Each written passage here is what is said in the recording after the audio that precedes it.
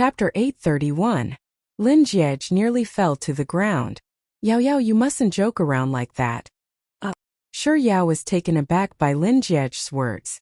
It took her a moment to realize what she had said in a fit of rage, so she quickly added, I didn't make you a cuckold. It was the school forum. If you don't believe me, you can take a look for yourself. Hearing those words, Lin Jiej immediately realized that Sure Yao had gone to the forum again. Without any hesitation, he hastened his footsteps.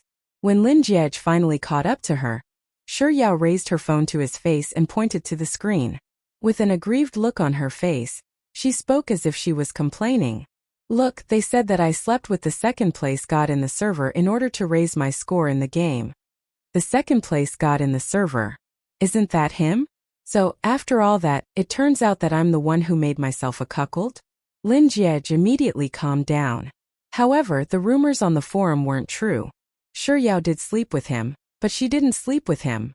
With this thought in mind, Lin Jiej said, why don't we verify the matter on the forum? What? It took Sure Yao a moment to process what he was saying. She tilted her head upward and blinked her eyes at Lin Jiej. It was only then that she realized what Lin Jiej meant. He wanted her to sleep with him. Without any hesitation, Sure Yao grabbed a pillow and threw it into Lin Jiej's embrace. Lin Jiej, is this the time to be concerned about such things? What we should be concerned about right now is that they're slandering me. Slandering me? Yes. Lin Jiej placed the pillow back to its original spot before sitting down in front of Sure Yao and pulling her into his embrace. Those people on the forum only know how to slander others. You clearly didn't sleep with me, but they insisted on saying that you were. Before Lin Jiej could finish his words, Sure Yao suddenly spoke up. They even said that I had an affair with Han Jing. And it's the kind of affair where we slept together. Let's see how you can remain calm then. With such thoughts in mind, Sure Yao stared at Lin Jiej intently. The calm Lin Jiej felt as if someone had smacked him in the head, and his expression immediately froze. 3 seconds later, when he spoke again, his tone was unusually angry. These people on the forum have nothing better to do, so they slander people for no reason. They dyed someone's hair green. Did they get permission from the other party? Satisfied with Lin Jiej's reaction, Sure Yao swiped her phone screen and showed Lin Jiej the conversation between Jiang Yu and Tian Tian and Born Hate. Tian Tian and Jiang Yu couldn't stand it and quarreled with this person. Then Tian Tian and Jiang Yu were angered by him and said that I would participate in the school tournament in my name, and that I would kill 10 people to prove to them that I wasn't as weak as they said I was. Oh, go ahead then. I'll help you with the match. In any case, they won't know about it offline anyway. Lin Jiej felt that this matter was too easy to resolve. After saying those words, Lin Jiej noticed the unease in Sure Yao's eyes. Thinking that she was worried that he wouldn't be a match for them, he added, don't worry. Putting aside 10 heads, even if it's 40 heads, I'll help you slaughter them all. But Tian Tian and Jiang Yu said that I'll broadcast the match live for them. Chapter 832. They even said in my name that if I can't kill 10 people, they'll livestream me eating shit. Lin Jiej. Lin Jiej. Whoever said those words should livestream themselves eating shit. But I've already accepted their potato chips and yogurt for 3 months, and I've already promised to forgive them. Lin Jiej. 10 people, huh? I don't think I can kill that many. Sure Yao hadn't thought much of it when she first accepted 3 months of potato chips and yogurt. But now that she thought about it again, she realized that it was more difficult than ascending to the heavens. She admitted that Tian Tian and Jiang Yu were the greatest scammers, and they probably felt that they had done something wrong in the heat of the moment, so they came to apologize to her immediately. However, she herself had a problem too. She shouldn't have given in to the temptation of food and forgiven them. She should have told them to clarify on the forums that their words had nothing to do with her. But thinking about it, she still felt a little indignant. Hatred stemming from love was the one who had gone overboard. Even if Tian Tian and Jiang Yu hadn't messed things up, she still wanted to slap hatred stemming from love in the face. But this wasn't the way to slap someone's face. Sure Yao could already vaguely see herself eating shit during the live stream. What should I do, Lin Jiej? I can't kill 10 people. As she spoke, Sure Yao buried her head in Lin Jiej's chest and rubbed herself against it. Jijilin, I don't want to eat shit, woo. Lin Jiej's heart softened under Sure Yao's rubbing, and for some reason he felt like laughing. Why was his soft bun so adorable? He reached out to stroke her hair and said, I'm here, it'll be fine. Of course it'll be fine. You're not the one who's live streaming myself eating shit, so what's the point of you being here? You'll just have to watch me live stream myself eating shit. The more Yao spoke, the sadder she felt. She did like eating, but she didn't like eating shit. She was the one being insulted, so why did she, the victim, end up in such a state? Yao felt as if she had lost all hope in life, but she was still a little indignant at the same time. So she racked her brains over and over again. Eventually, she raised her head and stared at Lin Jiej with her black eyes, saying, Why don't you find a way to buy some laxatives and slip them in the canteen on the day of the match? This way, the contestants will keep running to the toilet during the match, and I'll be able to win. Lin Jiej, that's against the law. If I do that, I'll be locked up in the Public Security Bureau. Sop. Then what should I do? You can't really make me eat shit, right? I don't want it. If I lose, you can eat it for me. Lin Jiej. Alright. Forget it. If you really eat sh*t in a live broadcast, I don't want you anymore. Lin Jiej Yao whimpered a few times. I think you should go and take some laxatives instead. Oh. Lin Jiej. You might as well ask me to create a cheat for you. Yao abruptly raised her head, and her eyes lit up. Is it really possible? Lin Jiej. I can, but I won't help you with it. This was the most basic quality of a gamer. However, as Soft Bun's boyfriend, there was no way he would sit idly by when his girlfriend had made such a huge mess. Chapter 833. I guess so. Hearing the uncertainty in Yao's voice, Lin Jiej raised his hand and stroked her long hair. Let me rephrase my question then. Do you feel the urge to return the favor after seeing how hatred born from love talks about you? Of course. This time Yao's answer was resolute. Speaking of hatred born from love, Yao felt incomparably furious. I feel like torturing him from head to toe. And I feel the same way too. Lin Jiej replied with a displeased look. So let's return the favor. How do you intend to do that? Lin Jiej wasn't in a hurry to reply to Yao's question. Instead, he took out his phone and browsed through the forums. The competition is the day after tomorrow. We have an entire afternoon today, and an entire day tomorrow. If you really wish to return the favor, we'll start training from now on. Training? That's right. I'll teach you step by step. Will it work? Yao wasn't doubting Lin Jiej but herself. From now on, don't think about the competition anymore. Just focus on the game and how you can play it well. As Lin Jiej spoke, he pulled Yao out of his embrace and stared into her eyes. No one is born with the ability to do something, so what you need to do now is to turn what you can't do into something you can do. Think about your long jump and your 3 kilometers dash. Why can't the game do those things that you're able to do? Besides, you've already fought with professional athletes with me. Even if your skills aren't that great, you might not necessarily be inferior to those amateurs from G University. The best way to deal with those haters on the forums is to shut them up with your strength. So trust me.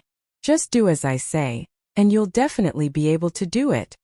Yao's uneasy heart suddenly calmed down after hearing Lin Jiej's words. He was right. All along, she had only treated the game as a pastime. But that didn't mean that she wasn't good at it. Since they thought that she couldn't do it, she would show them that she could. With such thoughts in mind, Yao nodded fiercely at Lin Jiej and said, I'll listen to you. From now on, even if I don't eat, drink or sleep, I'll make sure to slap their faces in the competition the day after tomorrow. And just as they had discussed after lunch, Lin Jiej began teaching Yao step by step. When you walk, turn the steering wheel to sprint mode. That way you'll save a lot of time. Whether it's running away from the blue circle or picking up items, it'll be much faster. If someone walks in front of you, don't panic. You have to sway your body left and right and hit him.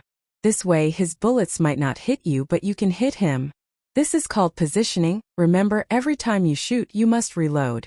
As time passed, under Lin Jiej's guidance, Yao's maneuvering grew smoother and smoother.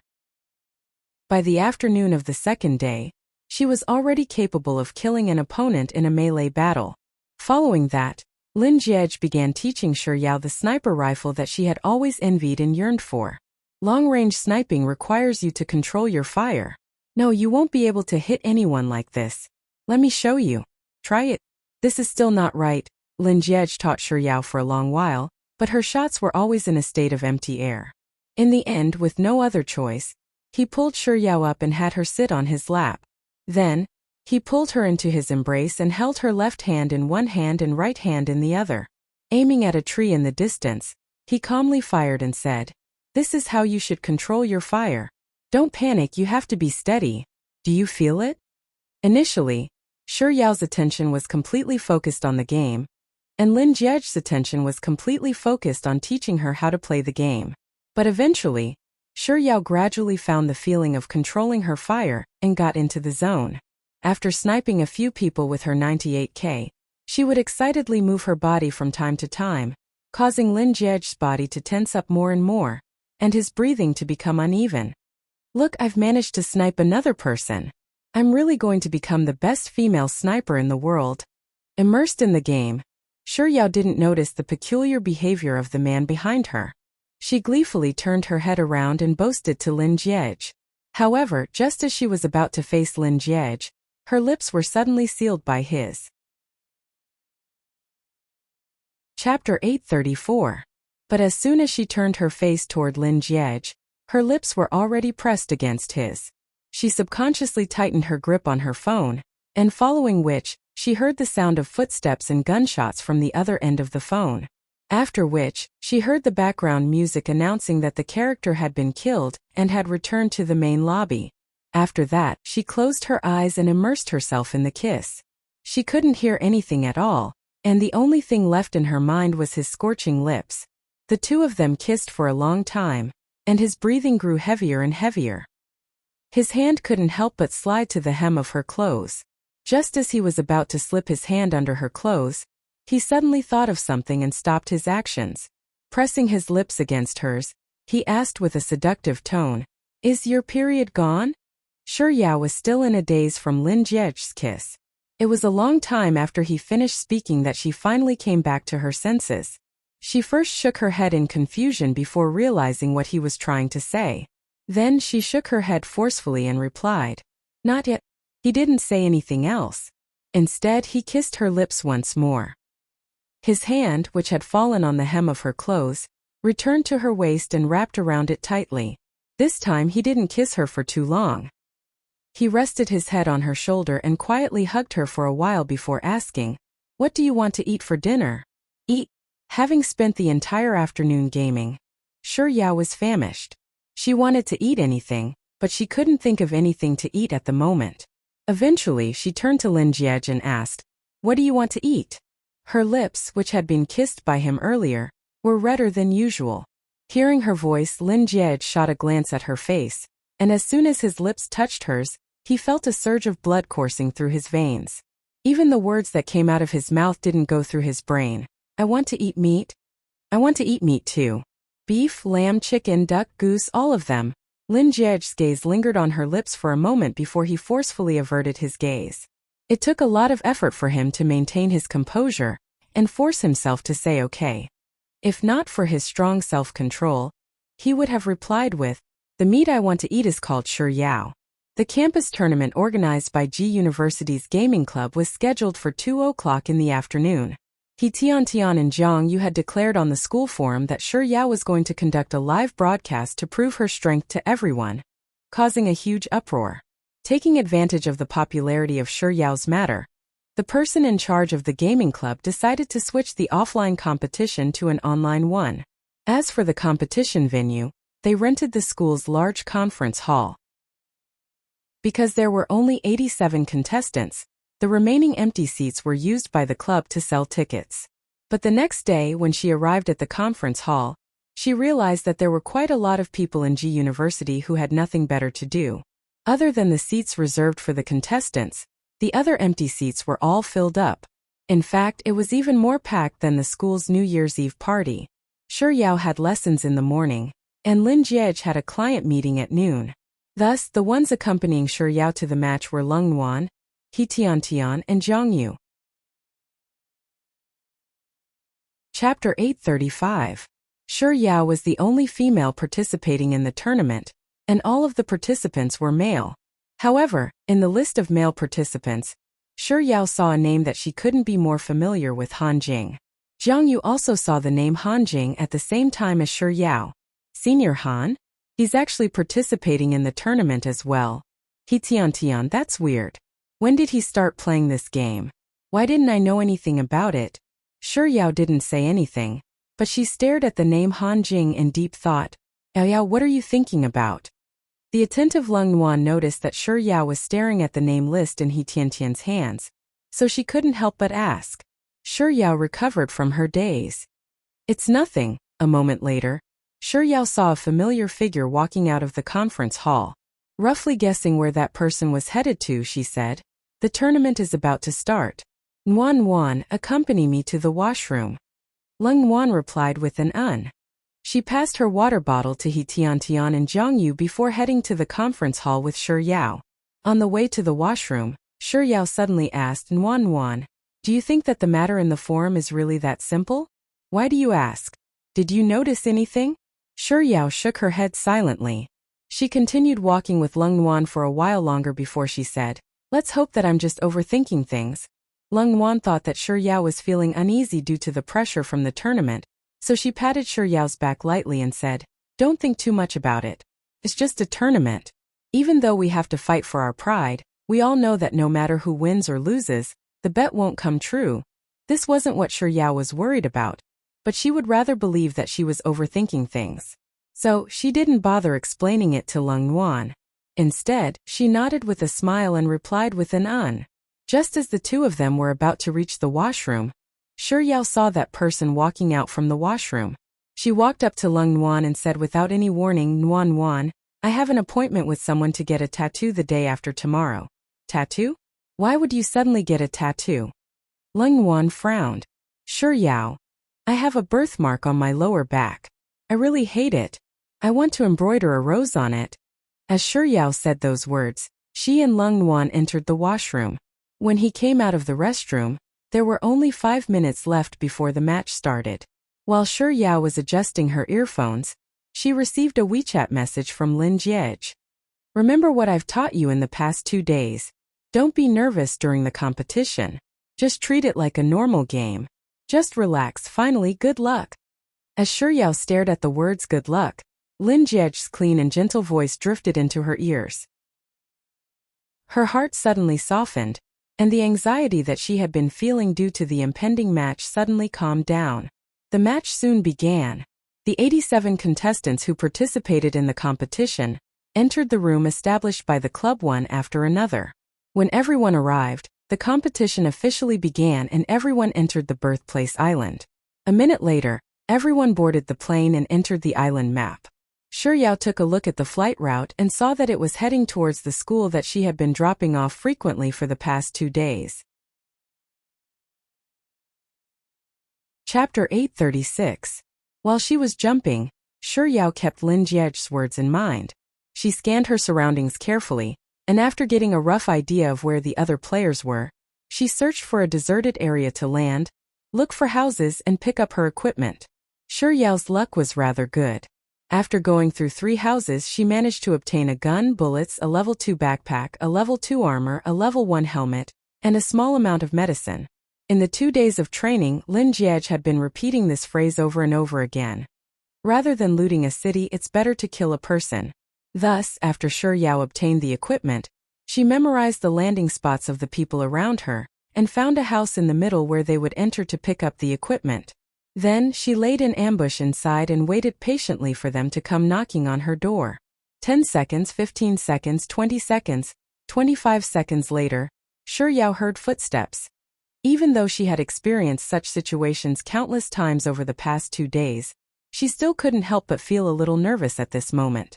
She hid motionlessly in the corner of the room as she listened to the footsteps moving from the first floor to the second floor, gradually getting closer and closer to her. When the footsteps were so close that she thought that the person was already right in front of her, she held her breath and stared fixedly at the door on her phone screen as she hugged her gun tightly. 1, 2, 3. A character dressed in a trench coat appeared at the door. Shi Yao, who had her gun ready, charged at the figure without any hesitation and began firing furiously. That person had been busy picking up equipment the entire time. When he entered the room, he didn't see any footprints, so he thought that there was no one in the room. Thus, before Shi Yao could react, he was already turned into a crate. A row of words appeared on the screen in front of the conference hall. Yao loves ice cream eliminated University G's attractiveness gang leader with M416. The heck, girl, you're really a coward. A male voice sounded from the earpiece. Shi Yao knew that it was the voice of the person she had killed. Ignoring him, she bent down and started furiously looting his equipment. From his crate, Shi Yao happily picked up a 6x scope, 3 med kits, a level 3 helmet, more than 100 bullets, and an SKS sniper rifle. Lin Jiej had told Shi Yao that if she fired a shot here, the people in the vicinity would be able to roughly determine her location based on the sound of the gunshot, and she would have to retreat quickly lest they rush over and kill her. Thus, after she finished looting the first crate, she jumped out of the window without any hesitation and escaped. Lin Jiej had also told Shi Yao that escaping the blue circle required a car, and it was much safer than traveling on foot. Thus, when Shi Yao passed by the garage, she turned in and drove toward the safe zone. Along the way, she bumped into someone, and that person's HP was half gone. She was a little afraid, so she didn't get into the fight with him. While driving away, Shi Yao occasionally turned her head around to take a look, and she realized that the person was still relentlessly chasing after her. Thus, after entering the safe zone, she found a vantage point with a better view, replenished her health, and turned around to look for that person. While Yao had found an advantageous terrain and fighting with the area Shifeng, and even though she had to kill her, she's still up Yao and Yao and comma and on and of sure to heart. Chapter 837. Thus, Shi Yao continued to play the game according to the little tricks Lin Jiej had taught her. Lin Jiej said that she had to be the first to enter the safe zone and occupy a high vantage point with cover before surrounding the players trying to escape from the blue circle. Thus, Shi Yao would always enter the safe zone when there was only a minute left before the blue circle started shrinking. She would either hide in a 2-story building or behind a boulder on the mountain, hugging her gun and scoping in the direction of the blue circle to look for players. Just like that, Shi Yao obtained her 3rd kill, 4th kill, 5th kill. As the safe zone gradually shrank, Shi Yao did come across an airdrop. However, Lin Jiej had warned her time and time again that she shouldn't pick up an airdrop without absolute confidence. Nevertheless, she could still hide in a corner and wait for others to pick it up. Thus, Shi Yao obediently found a house, hid in it, and started to guard the airdrop. Soon someone appeared in a car. Following the trick Lin Jiej had taught her, Shi Yao immediately fired at the driver's seat the moment the car came to a stop, and with that, she successfully claimed her 6th kill. She was still 4 kills away from 10. Shi Yao took a look at the remaining players. There were only 18 left. In other words, she still had to kill another quarter of the remaining players. That seemed a little difficult. While Shi Yao was still contemplating, another player died. There were only 17 players left. Shi Yao was getting a little anxious, but she still guarded the airdrop for a while longer.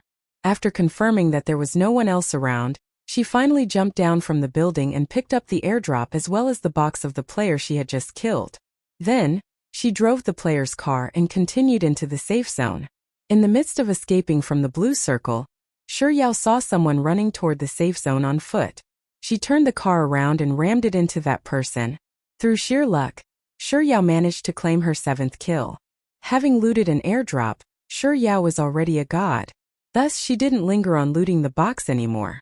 Instead, she looked for a safe place to hide. Based on Lin Jiej's experience in the game, it was very easy for someone to hide on the slopes of the safe zone.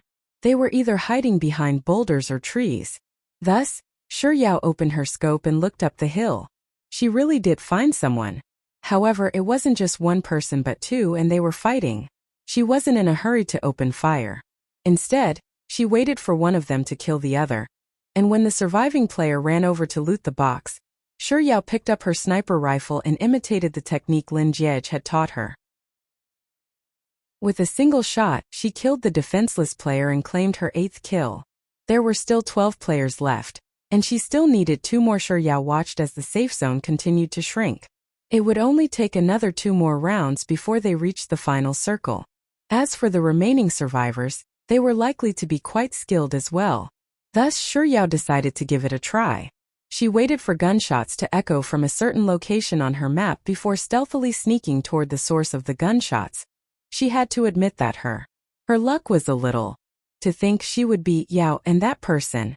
Thus, without any hesitation, she raised her hand and killed that person. With just one more kill, hatred born out of love would lose. Chapter 838. In truth, storming a building was still a little difficult. After all, the building was at the top while you were at the bottom. As long as the enemy managed to hold their ground, it was easy for you to die. During the group training, Lin Jiej had taught Yao how to storm a building. She had to determine the enemy's position by listening to the sound, toss the grenades, and jump up to determine the enemy's approximate position when climbing the stairs. All in all, it was a little complicated. Yao had tried it out, but she had only succeeded once in the past 2 days of training. Yao wasn't completely confident in storming a building this time around. However, there were only 8 survivors left, and she only needed 1 kill to complete her mission today. If she didn't give it a try, it would be a regrettable end for her. At this point in the match, there was no reason for her to back down. Thus, Yao replayed the method Lin Jiej had taught her in her head before slowly following it step by step. There were miracles in this world, but behind every miracle, there was bound to be a person who had put in a lot of effort. In the many matches of the group training, Yao's success rate in storming a building had always been 0. But today she had succeeded. She dashed up to the 2nd floor of the building and fired at the enemies while moving about randomly. It was only when she was out of bullets that she dared to look at the screen seriously. She was still alive, but the enemies were already dead. She had done it. She had obtained 10 kills. In that instant, Yao was so agitated that she wanted to send a message to Lin Jiej. However, she was still in the game, and the game hadn't ended yet. She could only suppress her impulse and continue on with the match. In any case, she had already achieved her goal, so there was nothing for her to hold back anymore. Thus, after entering the safe zone, she found a secluded spot and hid there, allowing the other players to fight. Just like that, bit by bit, Yao hid herself in the final circle, until there were only 3 survivors left. Yao made use of this opportunity to kill the last remaining player while he was healing up. Yao loves ice cream eliminated a few sceneries with M416. A few sceneries. When she saw these words, Yao was stunned. Isn't that Han Jing's game ID? As this thought flashed across Yao's mind, a message appeared on her screen. Winner's chicken dinner. She won. Not only did she get 10 kills, but she also got first place in this competition. Furthermore, he had obtained it with his own strength. After ending the game, in the instant that Yao removed her earphones, she realized that her fingers were trembling. At this time, the conference hall was also in a riot just like her. Yao got first place. That's right. He said he was a substitute player, but now he's been slapped in the face in front of the whole school. Why can't girls play well? Who made the rule that girls can't play games as well as boys? Yao, 666. Amidst the cheers of the crowd, Yao ran out and gave Lin Jiej a call. It was as if Lin Jiej had been waiting for her call. A second after the call connected, it was picked up. Lin Jiej, I've won. I've won. I've won, I know. Lin Jiej's elegant voice sounded in Yao's ears through the earpiece. Oh. Chapter 839. But there's something wrong with that voice. Yao was taken aback for a moment before realization struck her, and she abruptly turned around. Lin Jiej was standing right behind her with a bouquet of flowers in his hands. Yao stared at the flowers in astonishment for a moment before she raised her head to look at Lin Jiej. She exclaimed in delight, "Why are you here? Didn't you say that you had something to do in the afternoon?" Lin Jiej looked at Yao with a gentle gaze, but he didn't say a word. Instead, he passed the bouquet of flowers to her. He did have something to do, but no matter how busy he was, he still had to show his support for his girlfriend's tournament. Yao happily took the bouquet and took a whiff of its fragrance. Then, she noticed a small card hidden in the bouquet. She opened it up and took a look. Congratulations to student Yao for winning first place in the PlayerUnknown campus tournament. Shi Yao's smile grew brighter and brighter. How did you know that I'd get first place? Are you that confident in me? Or Lin Jiej's eyes shone with confidence. Don't you know who's grooming your girlfriend? Shi Yao pouted. Are you praising me or yourself? Of course I'm praising you. Isn't praising your boyfriend the same as praising yourself? That does seem to be the case. Shi Yao smiled once more as she took another whiff of the flowers. At the same time, in room 501 of the male dormitory, achoo. Achoo. After sneezing, Lu Binlai took a tissue and passed it to Xia Shangzhou, who had sneezed a minute earlier than him. After which, he took another tissue and wiped their noses together with Xia Shangzhou. After tossing the tissue into the trash can, they looked at the fresh flowers on the floor, bed and table and sneezed once more. Achoo! Lu Binlai hugged the tissue box tightly to his chest as he said, ever since boss had a little junior, he's been getting more and more coquettish. Xia Shangzhou snatched the tissue box from Lu Binlai's hands and wiped his nose as he said, coquettish? He's coquettish to the core. Last semester, he was the house's pulse. This semester, he's the house's fresh flowers, and next semester, he'll be the house's achoo. Lu Binlai. Isn't it a little too fragrant when all these flowers are piled together? Oh, it's not fragrant, it's smoky, it's making my nose uncomfortable. Xia Shangzhou took out a disposable mask and put it on. Then, he casually pulled out a card from a bouquet of flowers, opened it, and read aloud, congratulations to student Shi Yao for winning the 8th place in the PlayerUnknown Battleground Campus Tournament. Seeing that there was a card in the bouquet, Lu Binlai picked one up and read it. Congratulations to student Shi Yao for winning the 11th place in the PlayerUnknown Battleground Campus Tournament. Congratulations to student Shi Yao for winning the 80th place in the PlayerUnknown's Battleground Campus Tournament. Congratulations to student Shi Yao for winning the 57th place in the PlayerUnknown's Battleground Campus Tournament. Congratulations, student Shi Yao. The two of them gathered all the cards together and looked at each other for a while. Then they threw the cards on the table and said in unison, I'm convinced. Xia Shangzhou emphasized again, I'm impressed. Lu Binlai. There are a total of 87 participants in the tournament, and our boss has 87 bouquets of fresh flowers. I take back my words. It's not that our boss is getting more and more coquettish because of Little Junior. It's just that our boss's coquettish skyrocketed after having Little Junior. Chapter 840. Xia Shangzhou, do you think our boss is a fool? He could have bought 87 cards, so why did he insist on buying 87 bouquets of flowers? Isn't he asking for money? Lu Binlai. Perhaps this is our boss's way of showing off. After all, the world of the rich is something that neither you nor I can understand. As the campus tournament came to an end, more and more people came out of the conference hall, and more of them turned their gazes toward Shi Yao and Lin Jiej. Shi Yao didn't like the feeling of being the center of attention, so she asked Lin Jiej, do you have anything else to do later? If not, why don't we have dinner together? Lin Jiej nodded. He was just about to reply with a sure, when someone suddenly called out Shi Yao's name. Shi Yao. Shi Yao and Lin Jiej turned to look at the source of the voice. It was Han Jing, whom Shi Yao had killed in the final circle. Love rival. A slight frown appeared on Lin Jiej's forehead, and his gentle gaze turned cold in an instant. Shi Yao's expression also turned a little stiff. Senior Han, is there something you need? Nothing at all, Han Jing replied as he stared fixedly at Lin Jiej. I only called you out to say that I didn't expect you to be so good at games. Oh. Shi Yao chuckled. Then she shot a glance at Lin Jiej and said, Lin Jiej was the one who taught me. He's really good at games. Han Jing could hear the hint of boasting in Shi Yao's words, so he replied nonchalantly, is that so? Without waiting for Shi Yao's reply, he turned to Lin Jiej and said, Student Lin, may I know if there's a chance for us to have a game spar? I don't think there's a need for that. Lin Jiej's tone was extremely cold, completely different from when he was talking to Shi Yao. You can't even defeat your disciple, needless to say your teacher. Han Jing's complexion immediately turned awful. Lin Jiej's words were simply too merciless. Since this was a matter of face, Han Jing spoke up once more. Aren't you looking down on me a little too much? What kind of capability is that to be so arrogant in front of me? If you're that capable, why don't you challenge the second-ranked player instead? I'm really sorry about that. Not to mention the second place, even if the first place was in front of me, I would still be proud. Other than in front of those he was familiar with, Lin Jiej had always been a reticent person.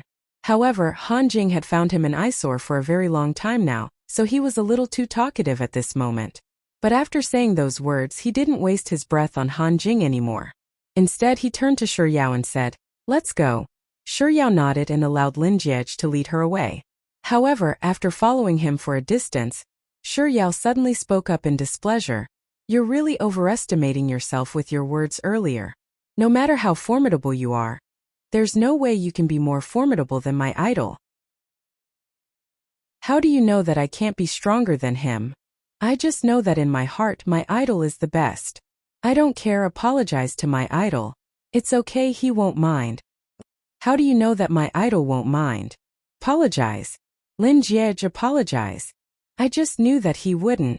Before Lin Jiej could finish his words, someone had already shouted Shi Yao's name. But this time it wasn't Shi Yao but Yao Shi. Shi Yao and Lin Jiej turned their gazes over, and they saw an unfamiliar man. Chapter 841. While the man wasn't as tall as Lin Jiej, he could still be considered as a tall man. His skin was a little tanned, but he was still quite handsome. How to describe it?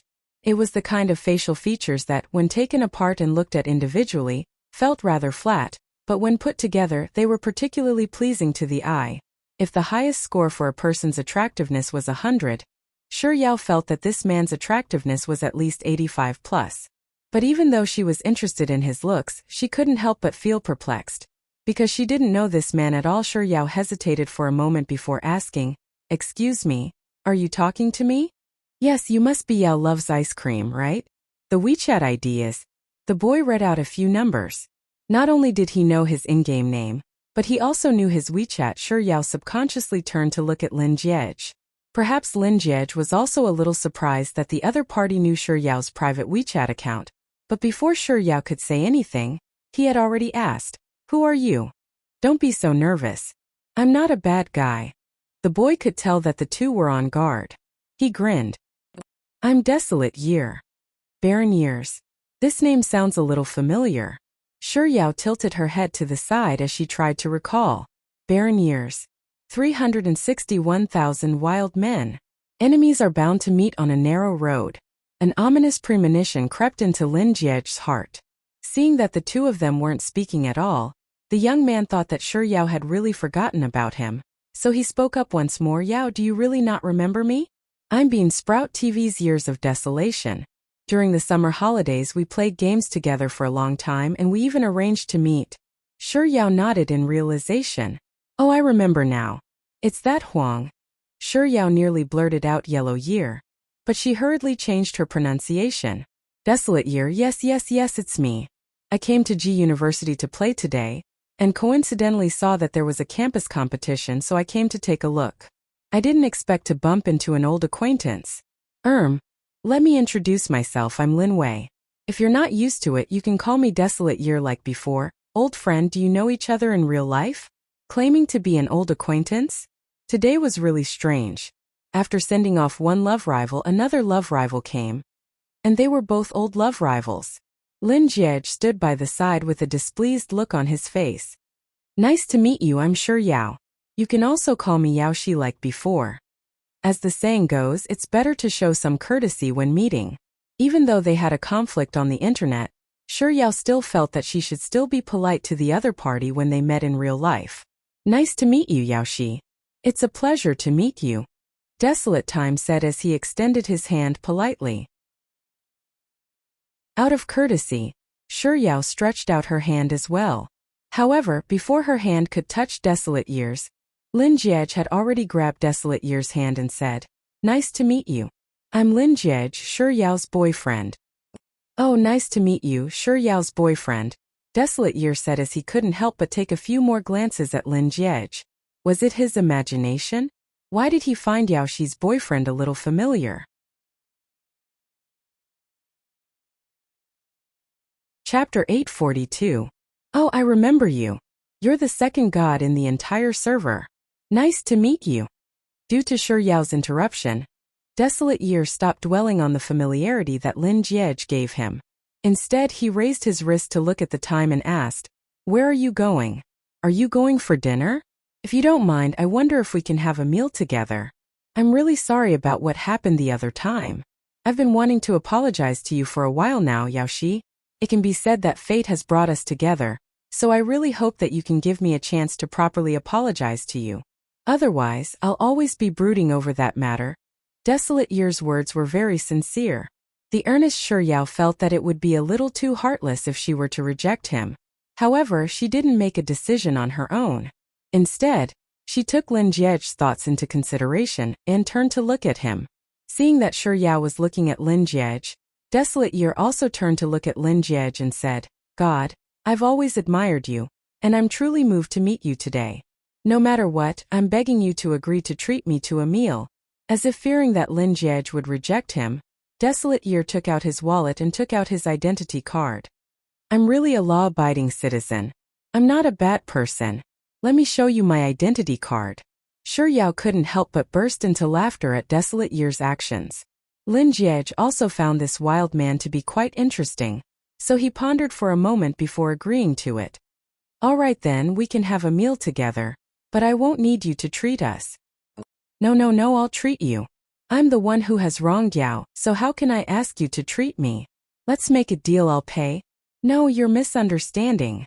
Lin Jiej interrupted Desolate Year's chatter. "It's not that I'm embarrassed to ask you to treat me, but I'm the only one who can raise Yao." Desolate Year.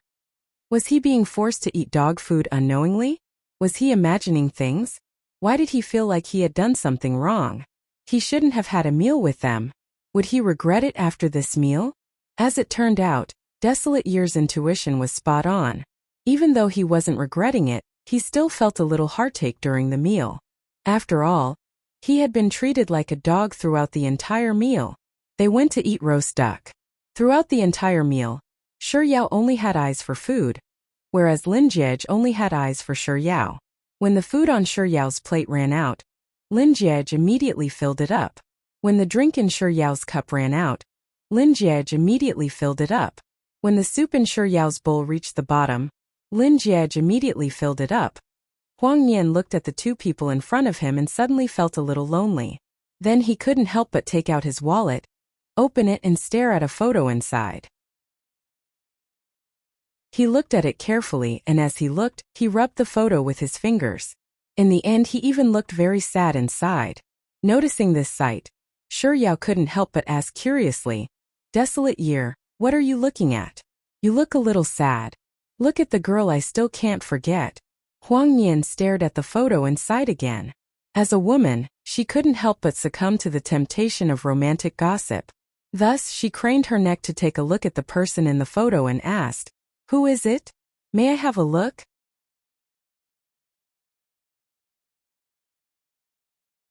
Chapter 843. Sure. Desolate Year generously passed his wallet over to Shi Yao.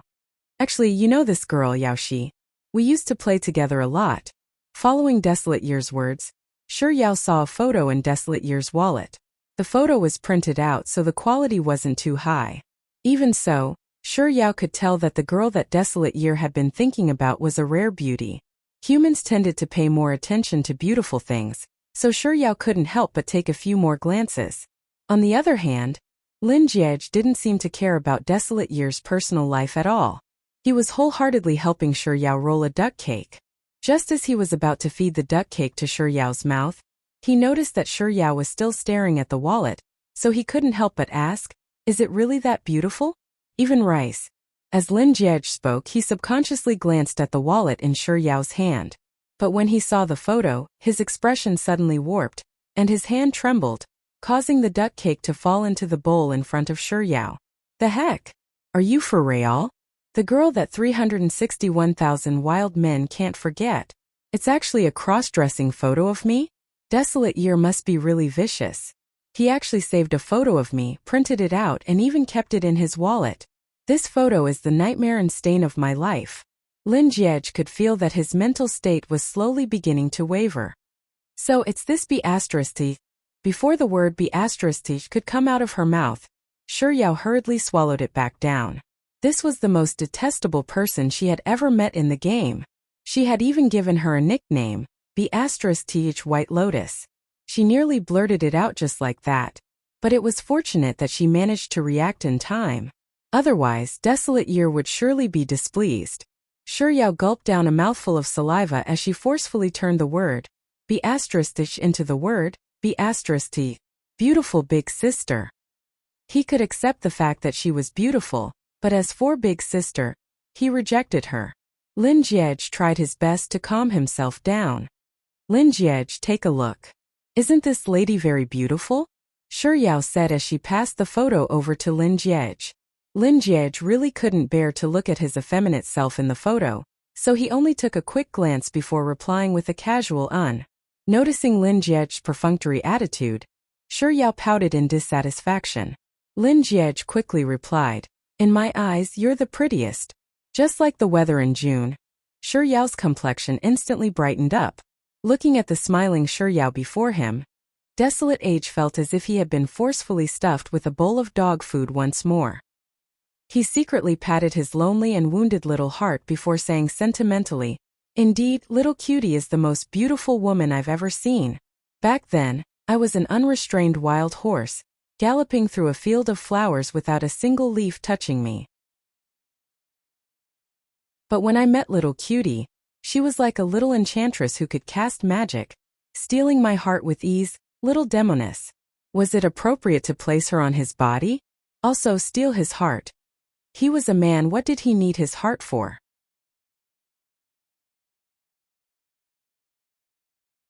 Chapter 844. In the end, it turned out that Desolate Year wasn't his love rival, but Soft Bun's love rival. Pooey. Where's the joy? Thinking about how he was remembered by a man, and the wallet that he carried with him contained his photo. How was this a mixture of sadness and happiness? It was clearly a mixture of sadness and sadness, the second degree of sadness. Compared to Lin Jiej, Shi Yao was more interested. Desolate Year, it sounds like you've really fallen for little cutie. That's right. As there wasn't any alcohol, Desolate Year picked up the cup of soy milk in front of him and gulped it down. I've really fallen for her. Even though I don't know how I fell for little cutie, I didn't think much of it when we got separated at Beijing railway station. I thought that this was the end of our fate, and I knew that I might have been deceived by little cutie. But as the days passed in the dead of the night, I started thinking about little cutie more and more. Thinking about him in the dead of the night. Could it be that he was imagining things when he thought about Soft Bun in the dead of the night? Lin Jiej had only created a simple illusion in his mind, but his mind had already collapsed. The image was too beautiful for him to look at. Even though no one knew who Desolate Year's little cutie was, he couldn't bear the thought of a man hugging his photo in the dead of the night. No, I can't let this happen. I have to make Desolate Year give up on me. With such thoughts in mind, Lin Jiej spoke up. I advise you to wake up. Your one-sided love will never come to fruition. Desolate Year couldn't accept Lin Jiej's direct words. He felt that it was a huge blow to him. How do you know that it won't come to fruition? I leave messages for little cutie every day. Who knows, she might just come back one day. Even though Lin Jiej was her boyfriend, Shi Yao felt that his words were too much. Desolate Year had fallen in love with someone, but that person was ignoring him. How pitiful and infatuated. She should be consoling him instead. With such thoughts in mind, Shi Yao glared at Lin Jiej and consoled him. Desolate Year, I believe in you. Little cutie will definitely be moved by your infatuation. Not in this lifetime. Lin Jiej blurted out without hesitation. Not even in the next lifetime. Desolate Year, who had just been consoled by Shi Yao, suddenly felt his heart wrenching once more. Shi Yao glared at Lin Jiej in displeasure. She walked up to him and warned him with a soft voice, look at how sad the famine era is. Can't you console him a little? He's quite pitiful too, and judging from his expression, it's clear that he really likes little cutie. At this point, Lin Jiej was already on the verge of a mental breakdown, and he said anxiously, he can love anyone, but he can't love cutie Xiao. Why? Shi Yao felt that something was amiss, and she looked at Lin Jiej.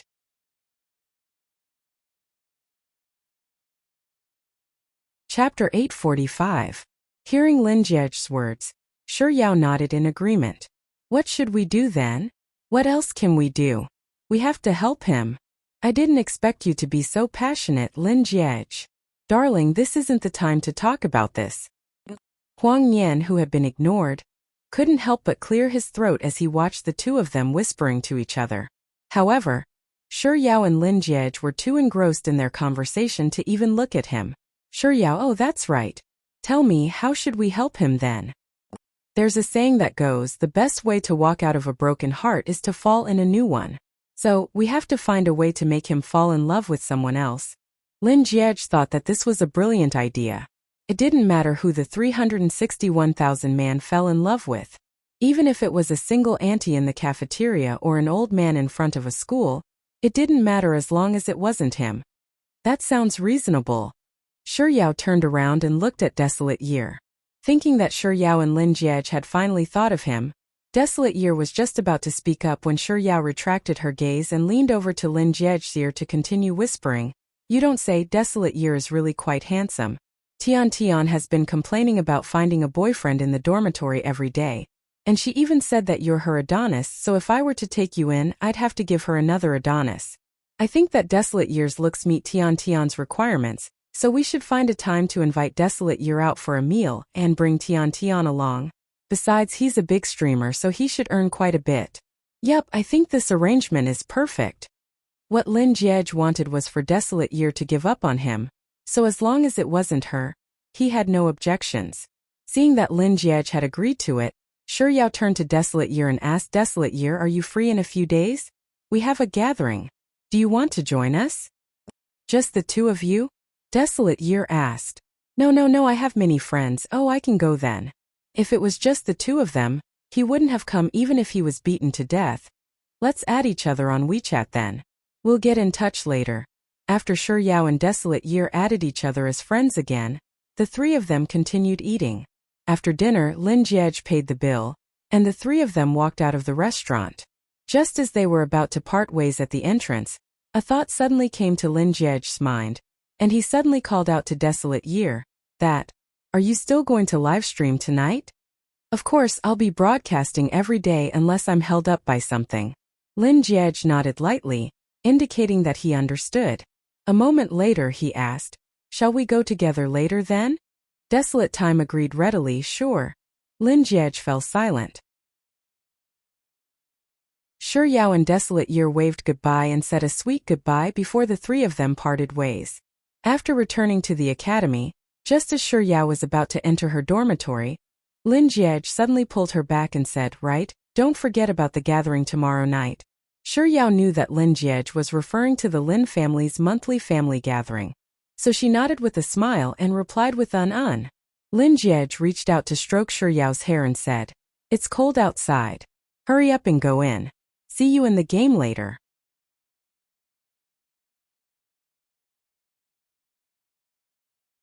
Chapter 846.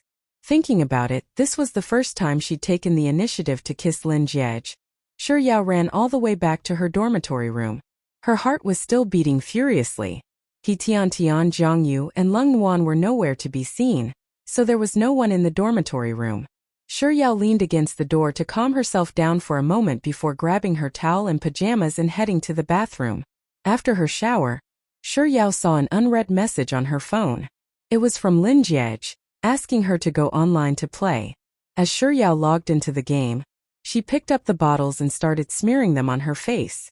She accepted Lin Jiej's invitation, and when she entered the room, she saw that there were already 3 people inside.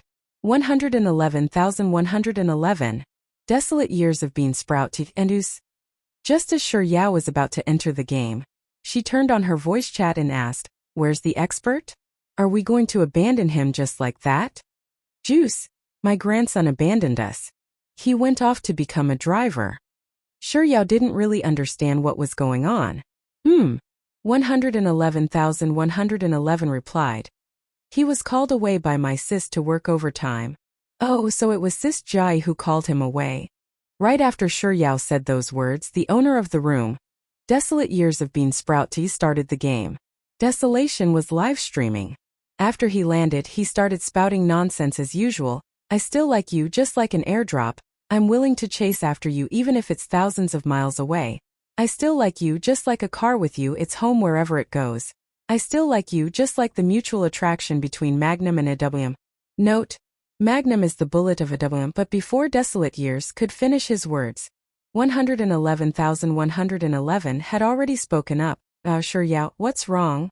111,111. Come over, I have something good to show you. Oh. Sure Yao took a look at the minimap, and after finding Lin Jiej's location, she ran over to him. Juice. Boss, what are you going to show little Junior? I want to see it too. Desolate Years of Bean Sprout TV. Me too? As Juice and Desolate Years spoke, Sure Yao saw two people running toward Lin Jiej from different directions on the minimap. The three of them arrived around the same time, but Lin Jiej ignored them. Instead, he waited for Sure Yao to walk over and said, "Come with me." Then he turned around and walked to a nearby road. Sure Yao held onto the pistol that she had picked up just now and followed Lin Jiej. When they reached the middle of the road, Lin Jiej suddenly stopped and pointed the tip of his spear straight ahead, indicating for Sure Yao to take a look herself. Out of curiosity, Sure Yao took a few steps forward and saw a huge pile of bullets scattered all over the road. When she got closer, she realized that the bullets were arranged in the shape of a heart. There were 3 letters and 3 numbers written on it. Yao 520.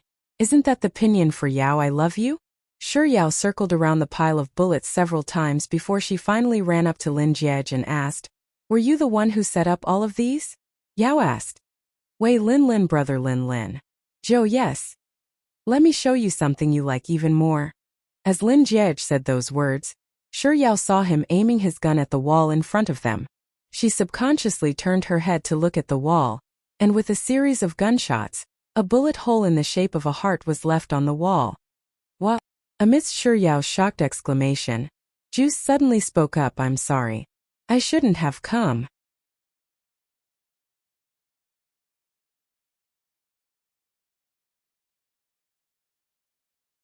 Lin Jiej, how can you tolerate this?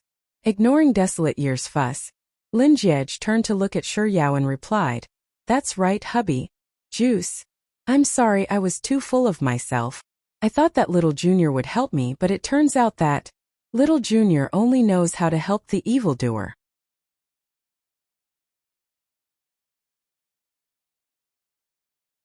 Chapter 848. When the car drove into the safe zone, Desolate Year noticed 4 people, and before Sure Yao could ask where they were, they had already been brutally slaughtered by Lin Jiej. Sure Yao alighted from the car, and on her way over to loot the crates, she heard Juice and Desolate Year's disgruntled voices. "Boss, you only have an M416 and an AWM. You don't need 7.6 caliber bullets, so why did you take all of the 7.6 caliber bullets? Lin Jiej, don't you have an 8x scope? Why did you take the 8x scope from this bag?" Lin Jiej paid no heed to the duo at all. After he was done looting the crates, he controlled his character in the game to hop over to Sure Yao's side. Then, while tossing items onto the ground, he said to Sure Yao, "I'll give you 7.6 caliber bullets, 8x scope, medicine packets, energy drinks, painkillers, juice." Desolate Year of Bean Sprout TV. While Lin Jiej was tossing items onto the ground, Sure Yao kept bending down to pick them up. Eventually, she found that she couldn't pick anymore and said, "My bag is stuffed full." Juice leaped over and asked little Junior, "Can you give me some 7.6 caliber bullets?" Desolate Year of Bean Sprout TV also came over and asked, "Yao, do you need an 8x scope? Can you give it to me if you don't need it?" Without waiting for Sure Yao to speak, Lin Jiej interjected, "No, I'm giving this to Yao." Juice. Desolate Year of Bean Sprout TV. Lin Jiej glanced at his bag. Just like Sure Yao, it was a level 2 backpack. He looked at Juice and Desolate Year before turning to Juice, who was the only one with a level 3 backpack, and said, "Give your bag to Yao." Juice was speechless. "Are you giving it to me or not?" Lin Jiej took out a grenade and pointed it at Juice. "Juice? Not giving it to me? That's impossible." Then he tossed his backpack in front of Sure Yao. Bean Sprout TV's Years of Desolation, who was watching the scene unfold before him, noticed that he was the only one wearing a level 3 Spetsnaz helmet. Thus, he silently backed away. However, the sharp-eyed Lin Jiej still shouted at him, "Years of desolation, your level 3 Spetsnaz helmet." Beansprout TV Desolate Years. Before Lin Jiej could reach for the grenade, Desolate Years had already tossed his level 3 helmet over to Shi Yao. It was the final battle in the final circle that completely crushed Desolate Year and Juice. Its Juice circled to the back while Desolate Years of Beansprout TV provided cover. The two of them quickly discovered the enemy's location and reported it to Lin Jiej. "Boss, there's someone in the southwest under the tree." "Great God, there's someone in the northwest too behind the rock." "F***CK boss, I said southwest, why are you running east?" "That's right, almighty, where are you going?" Amidst their frenzied and agitated chatter, Lin Jiej and Shi Yao turned into boxes, following which Juice and Desolate Year also turned into boxes. Juice: "Boss, if you had cooperated with us earlier, we would have definitely gotten the chicken dinner." Desolate Years of Beansprout tea: "That's right, almighty, why did you run to the east? There are quite a few Voldmasters over there." Amidst the indignant chatter of the two, Lin Jiej's unhurried voice finally rang out, "Yao Yao is over there." Juice: "Desolate Years of Beansprout TV." Juice: "Goodbye. Beansprout TV. Goodbye."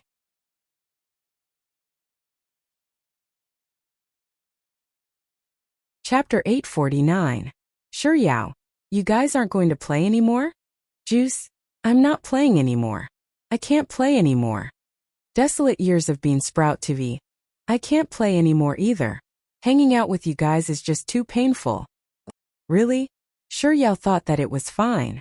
After all, she and Lin Jiej weren't as intimate as they were making them out to be, right?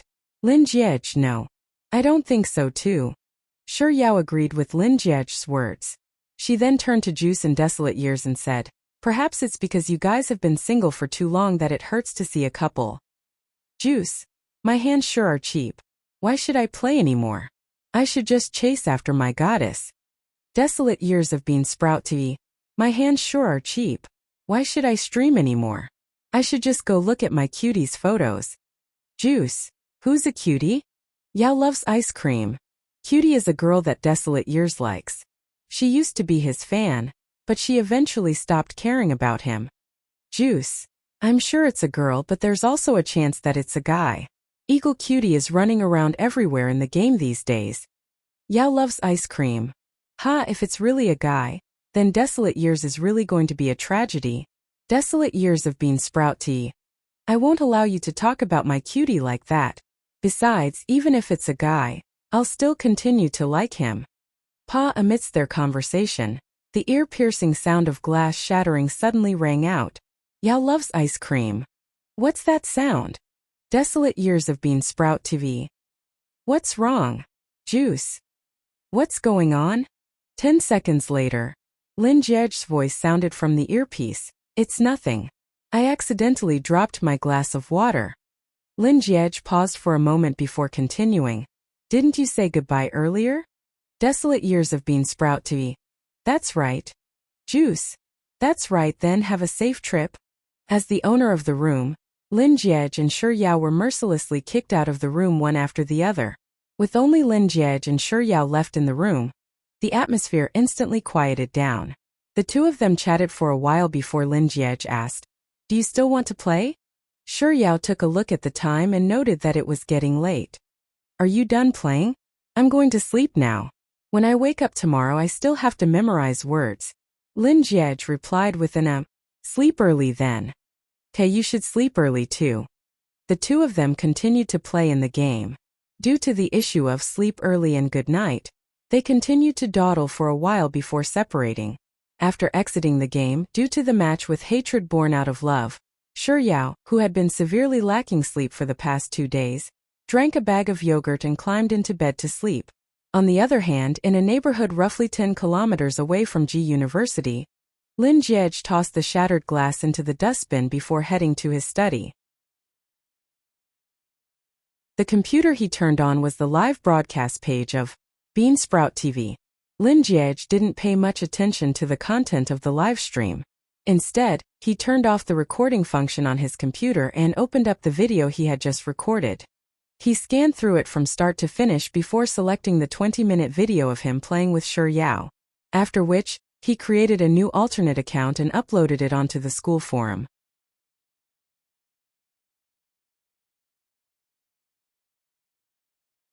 Chapter 850. He knew the truth of the matter. He knew that less than 111,111 was him. And he also knew that he was the one who brought the matter of him being cuckolded on the school forum. However, no one else in the school knew about it. Even though Softbun had won against Hatred out of love and proved that she was a capable fighter, that match was still far from enough. The rumors regarding Softbun's private life would still accuse her of being a womanizer and fooling around with all kinds of men. She was the girl that he truly liked. In the past, when she wasn't with him, he wouldn't allow anyone to bully her. Now that she was by his side, how could he just watch those people on the forum talk nonsense and do nothing about it? Ever since the day the incident happened, he had been thinking about how he could help Softbun win this round, until he met Desolate Year this afternoon. He was a streamer, and a very famous one at that, so it wasn't surprising that he had fans in G University. On the other hand, if he and Softbun were to stream with him, as long as the video was uploaded to the school forum, the nonsense of Hatred out of love would be exposed. As Lin Jiej typed on the forum, he couldn't help but think that if he hadn't harbored such thoughts, he wouldn't have agreed to have a meal with the Desolate Year, and he wouldn't have known that the Desolate Year had been thinking about him, recalling Desolate Year's words, "Even if he's a man, I'll still continue to like him." Lin Jiej shuddered, and he nearly threw his laptop away. No, this won't do. Desolate Year is too scary. I must find a way to send all the women around her to Desolate Year. No matter what, I must make Desolate Year fall in love with someone else. Be it He Tian Tian or that poached egg Zhongyu, even if it's Lin Jai. Compared to Desolate Year liking me, I'm more willing to call him brother-in-law. The next day, as soon as Shi Yao opened her eyes, the thread regarding 111,111's true identity was revealed. Another student had forwarded it to He Tian Tian, and He Tian Tian had forwarded it to her. Amidst He Tian Tian and Zhongyu's frenzied comments, Shi Yao browsed through the thread. The main content of the thread was a video. Curious, Shi Yao tapped into the video, and after watching it for half a minute, she realized that it was a video of her, Desolate Year, and Juice playing together last night. Because it was a recording, the bullet screen of Desolate Year's live broadcast was also recorded. 66666. The second place almighty in the whole server fired a shot, and the bullet marks he left behind were all in the shape of Ayao. Origami's main topic today is feeding dog food? Ha ha ha, you wanted an 8x scope, but what happened? The level 3 Spetsnaz helmet is gone. Pity the Origami and Juice for a second, then continue eating the great god and Yaoshi's PD. Ha ha ha, the Origami has been kicked out of the stream. What should I do? I don't want to watch the Origami stream anymore. I really want to watch the great god and Yaoshi flaunt their love. So yesterday, Desolate Year's livestream wasn't discussing how to play the game but her and Lin Jiej? Shi Yao was rendered speechless for a moment before she continued reading university student G's message. F***CKF***CKF***CK. No way? 111111 was actually Adonis Lin? You're so handsome, come from such a good family, and study so well, but you're so good at games?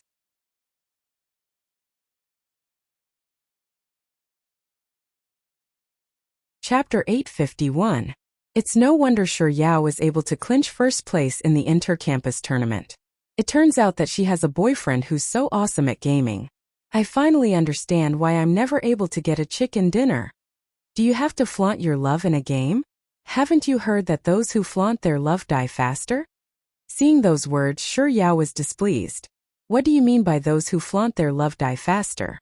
Lin Jiej and I have always been a loving couple.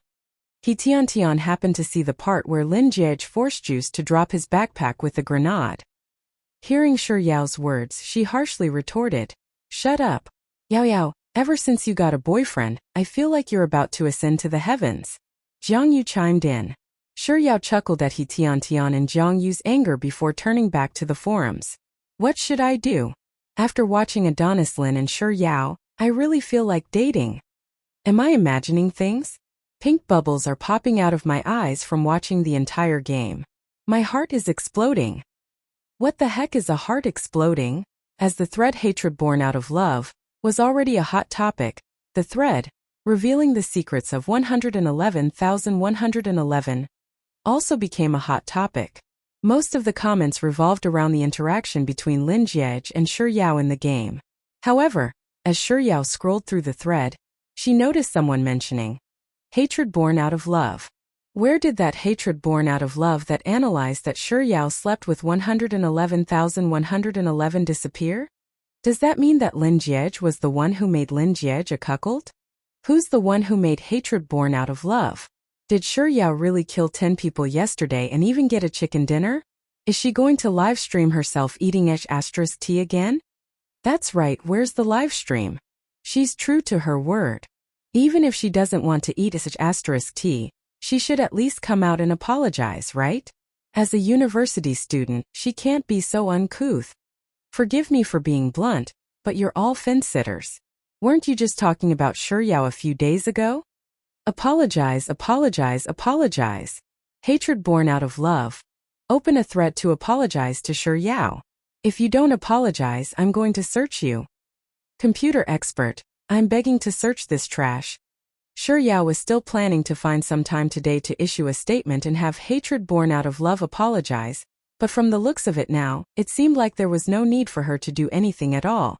Those gossiping members of the forum would probably cause such a ruckus that hatred born out of love would step forward. Due to the sheer number of replies, it was inevitable that there would be a few stubborn insults mixed in. However, Shi Yao didn't pay too much heed to them. After all, no one was perfect and it was impossible for everyone to like her. Thus, she didn't read through all of the posts on the forum. She only managed to get a rough understanding of the situation before heading to the bathroom to wash up. After which, she headed for breakfast in class. Just like how she had chatted with Lin Jiege yesterday, Shi Yao saw Lin Jiege, who had come to pick her up for lunch. Thanks to the livestream on the school forum, many people had heard the conversation between her and Lin Jiege in the game yesterday, so they knew that he would be coming over. As such, when Shi Yao walked out of the school building, there were already many students with books in their hands, pretending to be chatting with one another as they gathered around Lin Jiege. After lunch, the two of them arrived at Lin Jiege's company, and a second later Lin Jiege was called away for a meeting. Shi Yao flipped open her English paper, and a second later she felt drowsy. She hesitated for a moment before deciding to head to the resting room and take an afternoon nap on Lin Jiege's bed. Oh.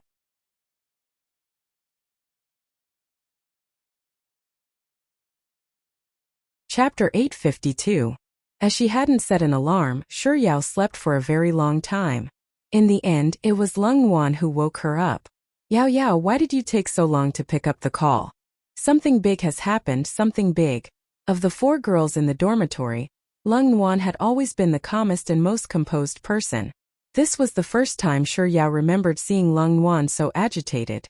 Shi Yao, who had just woken up and was still in a daze, suddenly felt energized.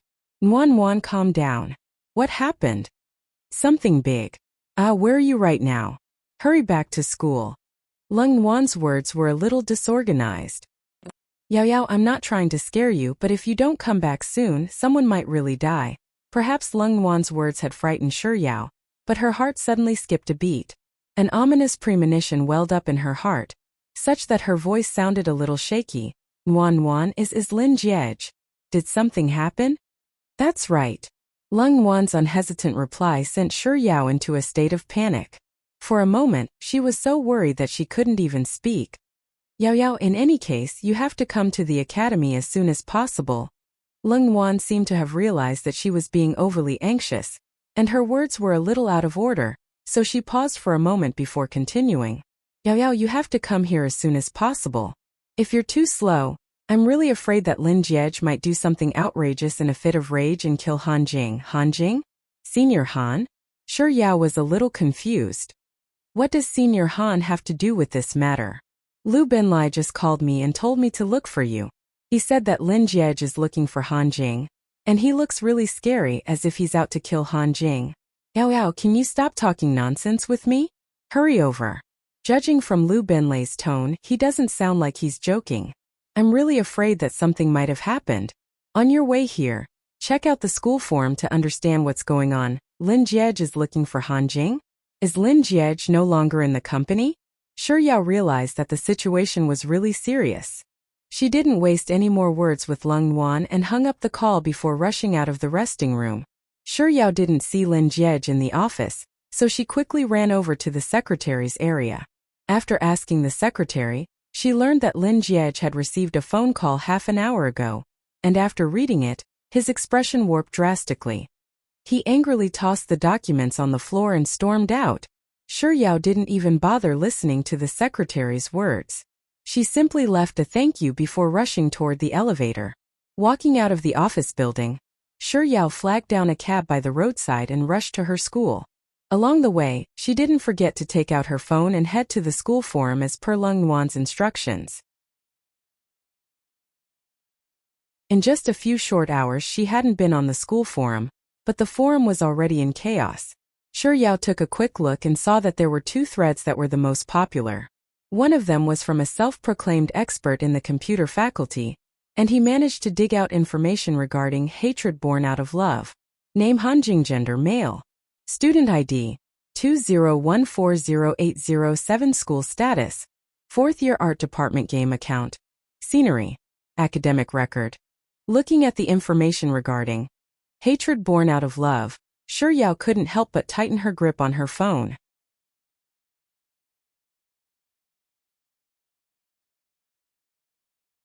Chapter 853. She had tried to figure out who hatred born out of love could be. She thought that it could be Liang Mumu, Qin Iran, or even the girl whom she had bumped into at the noodle restaurant near the school, but never in her wildest dreams could she have imagined that hatred born out of love would actually be Han Jing. Hatred born out of love. Hatred born out of love. Did Han Jing hint this name to her? Hatred born out of love. So is Han Jing trying to fight to the death? Under the thread that revealed hatred born out of love, there were those who were watching the drama, those who were scolding Han Jing, and those who were using his name to analyze the situation. Of course, there were also quite a few who were forcing Han Jing to livestream himself eating sh*t and apologize to her. All in all, there were all kinds of opinions. However, Shi Yao didn't think that this thread would make Lin Jiej so furious that he would run to the school to look for Han Jing. She felt that there might be something even more frightening than this. Shi Yao didn't know what she was afraid of, but perhaps it was because she could really smell trouble. For some reason her heart felt uneasy. She stared blankly at the thread that revealed Han Jing's information for a moment, before clicking on another thread that was just as popular. The author was hatred born out of love. The topic of the thread was very simple, and there were only 2 words to it: statement. The content of the thread was a little long, and Shi Yao only saw the first sentence before she felt a little flustered. She was so flustered that she didn't dare to continue reading. Closing her eyes, Shi Yao took a few deep breaths before she finally focused her gaze on the thread. That's right, I'm Han Jing. I've lost a bet with Shi Yao and I admit defeat. However, I refuse to apologize to Shi Yao for no reason at all. It's because Shi Yao isn't a good person to begin with. She might seem innocent, but she's actually a scheming person. What she specializes in the most is toying with a person's feelings. Many people know that I like Shi Yao, and I even confessed to her in front of the dormitory building. But do you know that Shi Yao has never rejected my advances? Shi Yao has never rejected my advances, and she's never told me that she has a fiancé either. In order to enjoy my courtship and my kindness to her, she intentionally hid this information from me, deceiving me of my feelings for over a year. It's precisely because I'm indignant that I made such a post on the forums. Before the video was uploaded this morning, I didn't know that 111111 was Lin Jiej. The reason why I said that Shi Yao slept with him for the sake of the game is because she's already slept with me. The reason I'm posting this thread is to tell everyone that even if I have to lose my reputation, I won't let Shi Yao get away scot-free. The video ended, but Shi Yao's eyes were still glued to her phone screen. When she found out that Han Jing's love had turned into hatred, she had thought that Han Jing would rather die in glory than live in dishonor. But she had never imagined that Han Jing would be so resolute. He actually said in front of the entire school that she had slept with him. Just as he said, even if he lost his reputation, he would drag her down with him. "Miss, we've arrived. Miss, we've arrived." The chauffeur shouted a few times before Yao finally snapped out of her daze. Following which, she realized that the car was already parked at the entrance of G University. She nodded at the chauffeur, and just as she was about to take out her phone to pay for the fare, she realized that her fingers were trembling violently. And it wasn't just her fingers, her entire body was trembling.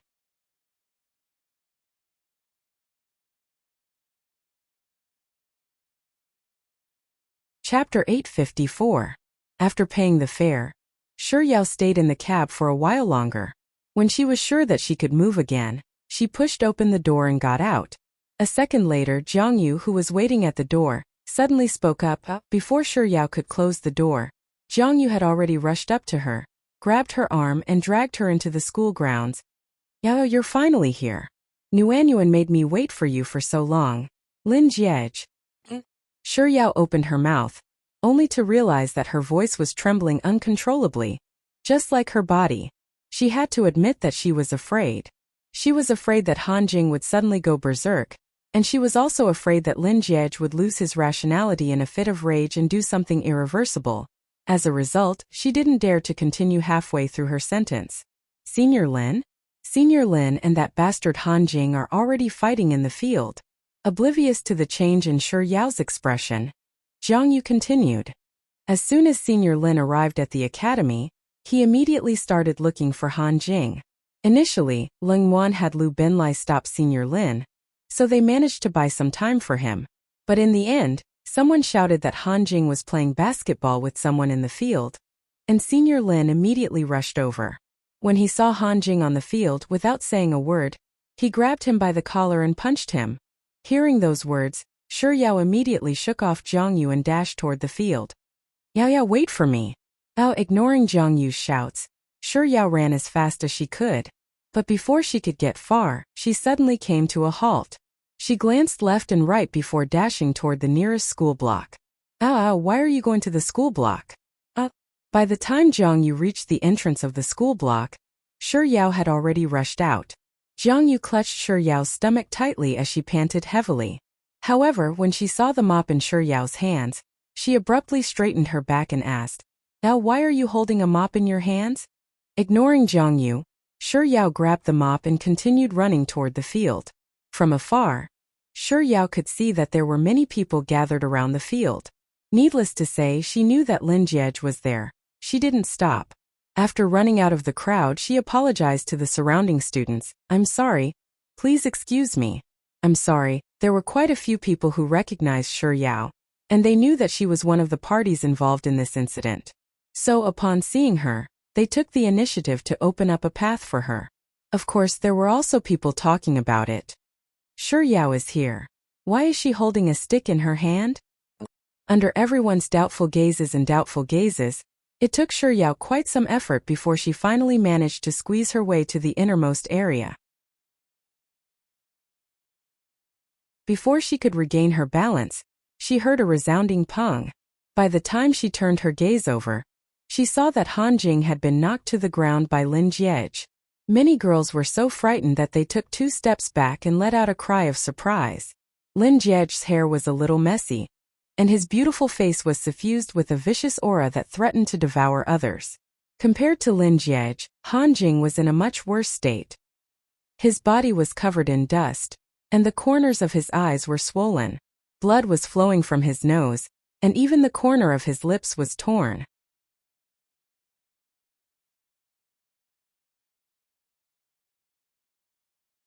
Chapter 855. Lin Jiej stared straight at Han Jing, who was struggling to get up from the ground, and slowly, he began making his way toward the ladder. Standing before Han Jing, Lin Jiej raised his leg and stepped on the ladder's chest. Bending down slightly, he stared straight into Han Jing's eyes and asked, "One word at a time. I'm going to ask you one last time. Are you going to apologize to her or not?" Han Jing coughed violently under Lin Jiej's foot before he finally managed to squeeze out a few words. "I won't apologize to her. I'm not lying. I did sleep with her. Even if you beat me to death, I'll still say the same thing. Lin Jiej's eyes narrowed slightly as he stared at Han Jing, and even his body began to tremble. Han Jing knew that Lin Jiej's emotions had reached a breaking point, and he also knew what would happen if Lin Jiej were to explode at this rate. But he didn't mind it at all.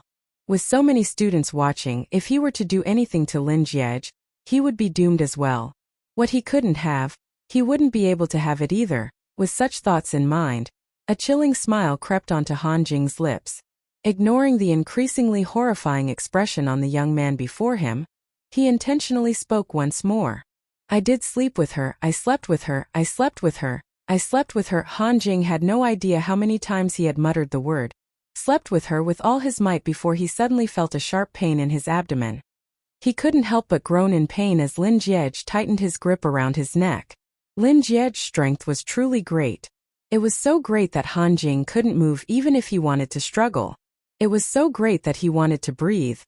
But the oxygen in his chest was slowly depleting. He could clearly feel the horror of being placed in a death trap, and he could clearly see the darkness that was about to descend upon him. Boss, stop. Lin Jiej, calm down. Han Jing could vaguely hear many voices in the surroundings.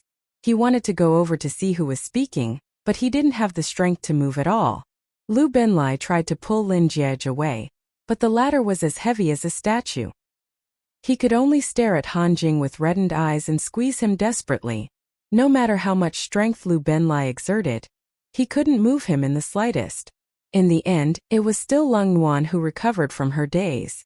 She saw Shi Yao, and as if grasping onto the last straw, she grabbed Shi Yao's neck tightly and said, Oh, hurry. Hurry up and control Lin Jiej. Shi Yao immediately snapped out of her daze. She subconsciously took 2 steps forward before she realized what was going on. It was only then that she realized how laughable it was for her to bring a mop over. Lin Jiej didn't need her to fight at all, and he was about to beat someone to death. With such thoughts, Shi Yao threw away the mop in the next instant. She rushed up to Lin Jiej and Lin Jiej immediately rushed forward and covered his eyes. Lin and said, Lin Jiej. As if he hadn't heard Shi Yao's voice at all, Lin Jiej continued to increase the strength of his fingers. Han Jing's consciousness was starting to blur, and his face had turned purple from the lack of oxygen. Shi Yao stretched out her other hand and patted Lin Jiej's back lightly. Then she leaned over to his ear and spoke softly and gently, Lin Jiej, it's me, Shi Yao.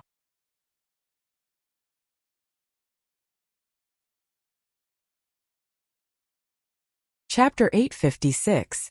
Lin Jiej, didn't you say that the sky will accompany the clouds, the breeze will accompany the flowers, the moon will accompany the stars, and you'll accompany me forever? If you really do something wrong in a moment of desperation, how are you going to accompany me in the future? For him, it's not worth it to sacrifice yourself. Amidst Shi Yao's gentle words, Lin Jiej's rationality slowly returned, and his grip on Han Jing's neck also gradually loosened. Sensing that the young man's body was no longer as agitated as before, Shi Yao released her hand from his eyes and moved it to his arm to pull his hand away from Han Jing's neck. In the instant before Lin Jiej's fingers left Han Jing's neck, he hesitated for a moment. Noticing his hesitation, Shi Yao called out, Lin Jiej once more. Lin Jiej turned to look at Shi Yao before obediently letting go of Han Jing's neck. Then, following Shi Yao's strength, he stood up and took 2 steps back, moving away from Han Jing. Having escaped death, Han Jing first coughed violently before he started gasping for mouthfuls of oxygen. It took a long while before he finally managed to catch his breath. It was only when Han Jing finally sat up that Shi Yao turned to look at him. Looking at him, she felt as if she was looking at a stranger she had never met before. It took a long while before Shi Yao's eyes flickered, and she asked, Senior Han, you said that I slept with you before, but do you have any proof? Proof? Perhaps it was due to how ruthless Lin Jiej was earlier. Han Jing raised his hand to grab his neck. When the pain finally subsided, he raised his head and glared at Shi Yao. With a cold sneer on his lips, he said, Why? Shi Yao, are you going back on your word after sleeping with me? Shi Yao could clearly feel Lin Jiej's hand shuffling forward. Fearing that Lin Jiej would leap forward to pummel her, she hurriedly stood in front of Lin Jiej and silently held his hand tightly. Understanding her hint, Lin Jiej didn't move anymore. However, due to Han Jing's earlier words, he clenched his fists tightly in anger. In truth, Shi Yao was also furious, but she knew that Lin Jiej had already lost his rationality. If she were to lose her composure, she might really end up committing an irreversible mistake. Thus, she tried her best to suppress the rage in her heart, and after she had calmed herself down, she turned to Han Jing and said, "Senior Han, it's meaningless for us to bicker like this. Since you insist that I've been in a relationship with you, why don't you show me the evidence so that I can admit to my wrongdoings?" "Okay." Han Jing raised his hand and pointed at his collarbone. "You have a mole here. You have a birthmark on your buttocks. It's red." As Han Jing's voice fell, the crowd burst into an uproar. "The collarbone is still fine. Maybe someone saw it. But the buttocks? I don't think so. Yeah, it's such a private place. If nothing really happened between them, I won't believe it even if you beat me to death." Despite the commotion from the crowd, Shi Yao remained calm. In truth, she had considered the possibility that Lin Jiej might be affected by Han Jing's words. But who could have thought that the young man's reaction would be even more nonchalant than hers? Shi Yao couldn't help but turn to look at Lin Jiej. She didn't say anything, but Lin Jiej seemed to understand the meaning behind her gaze. And he replied, "I only trust you."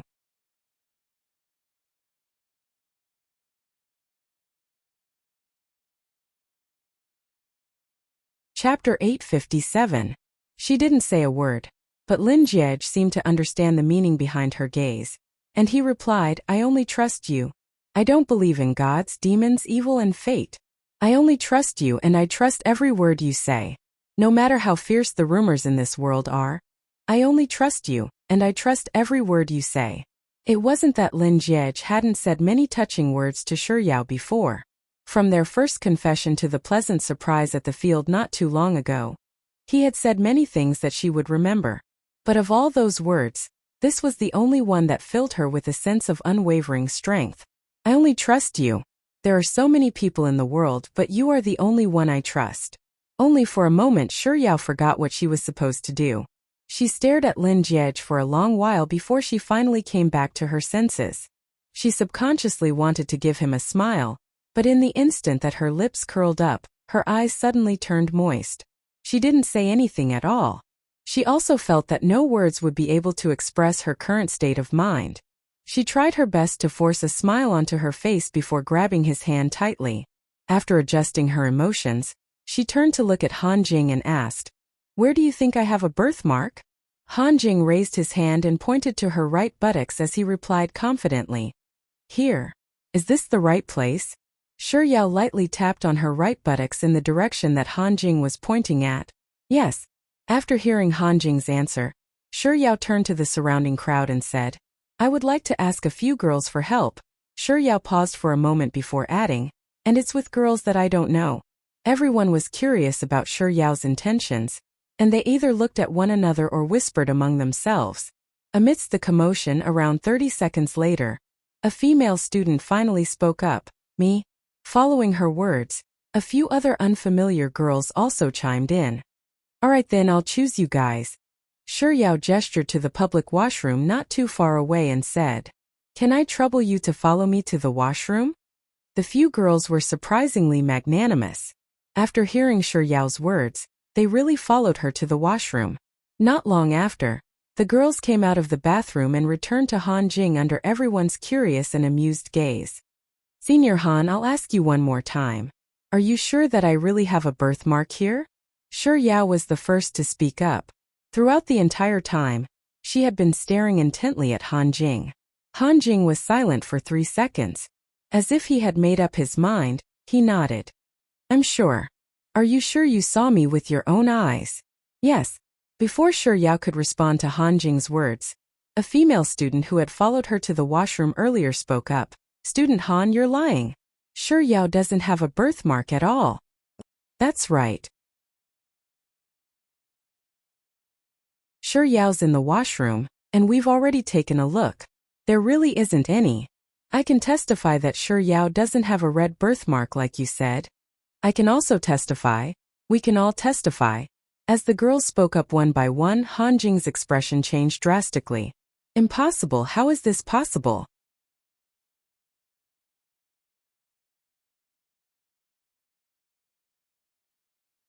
Chapter 858.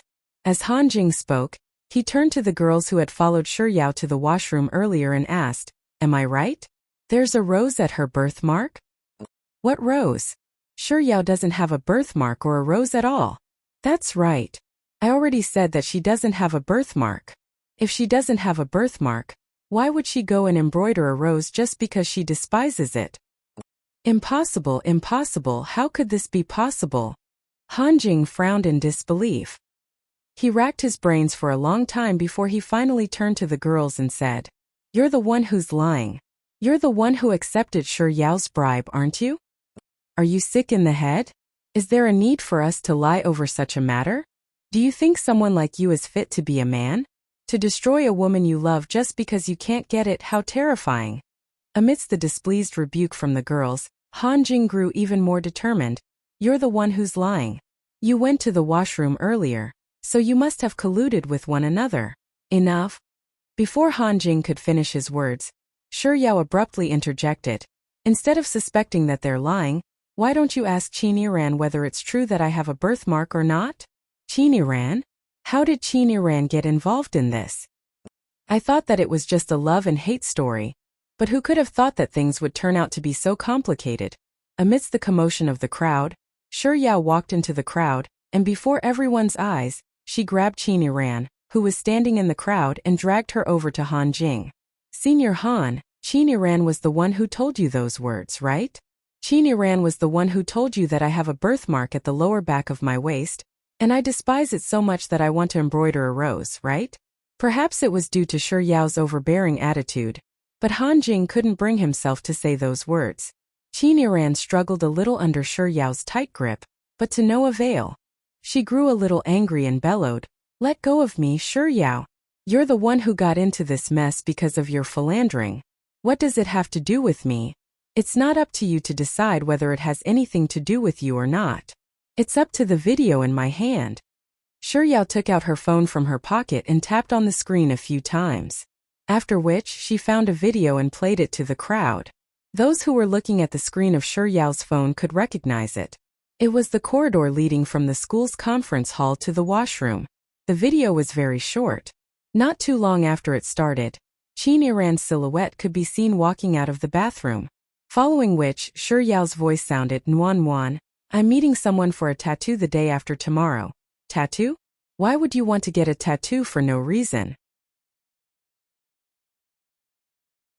As those words were spoken, Qin Yiran could be seen getting closer and closer to the camera, to the point where only half of her body could be seen.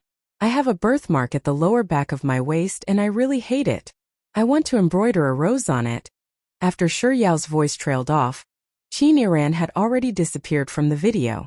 Shi Yao's camera switched to the entrance of the female washroom, following which the video turned black and the image disappeared. However, the voice continued. "Birthmark? When did you get a birthmark on the back of your waist? Why don't I remember?" It was just a random remark. Right after Shi Yao said those words, the video came to an abrupt halt.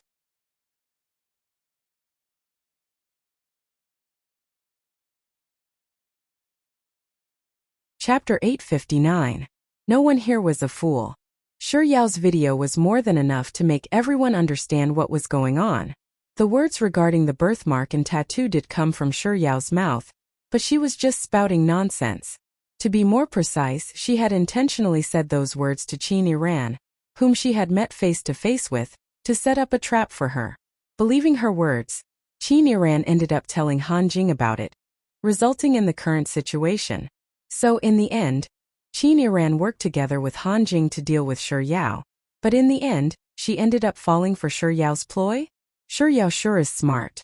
If it were anyone else, they would surely be tricked to death by such a situation. I'm really going to kneel down in front of Shi Yao's intelligence. But Qin Yiran sure has a screw loose. She's targeted Shi Yao time and time again, and every single time, she ends up getting crushed. Could it be that she's a masochist? Hearing the words of the crowd, Qin Yiran, who had never been able to gain the upper hand against Shi Yao, couldn't help but bellow furiously, Sure Yao, you sure are despicable. Hearing those words, Sure Yao burst into laughter as if she had heard the funniest joke in the world. I'm despicable? Chiniran, don't you think that it's hilarious to say those words? I've never known that protecting oneself can be considered despicable. After saying those words, Sure Yao forcefully flung Chiniran's arm away from her. Chiniran was wearing high heels, so under Sure Yao's strength, she was forced to take several steps back. Eventually, she lost her balance and fell to the ground. Without sparing Chiniran a glance, Sure Yao walked straight up to Lin Jiej. Seeing her approaching, the young man took the initiative to extend his hand to her. Without any hesitation, Sure Yao grabbed Lin Jiej's hand. Then she tilted her head upward and smiled at Lin Jiej. We've been busy for so long that I'm starting to get hungry. Shall we go for dinner? Her tone was soft and gentle, as if the Sure Yao who had spoken to Chiniran earlier was just a figment of everyone's imagination. After hearing Sure Yao's words, Lin Jiej lowered his head to look into her eyes and nodded slightly. All right, let's go for dinner. After which, Lin Jiej grabbed Sure Yao's hand and prepared to leave. But before the two of them could take a step forward, Han Jing, who was standing not too far away from them, suddenly called out, Sure Yao. Hearing her name, Sure Yao's movements froze. She stood with her back facing Han Jing for a moment, and before he could finish his question, she turned to look at him and said, I didn't think that the incident on the forum would have anything to do with you. I thought that it was their doing. The reason why I said those words to Chiniran was because I saw someone on the forum saying that Sure Yao had an affair with Han Jing from the art faculty, and I was afraid that they would make an issue out of it. If that happened, I wouldn't be able to defend myself no matter what. Thus, I intentionally revealed those words to Chiniran out of self-preservation.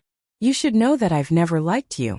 In the beginning, I only treated you as a classmate, so I accepted the gifts you gave me. However, I've also used other means to return the favor. We don't owe each other anything. You said that I was toying with your feelings, but I have recordings of our conversations in my phone. There's also a recording of me telling you to never contact me ever again after I found out that you liked me. I'll upload those recordings to the school forum later on. You didn't give me a way out, so I won't give you one either.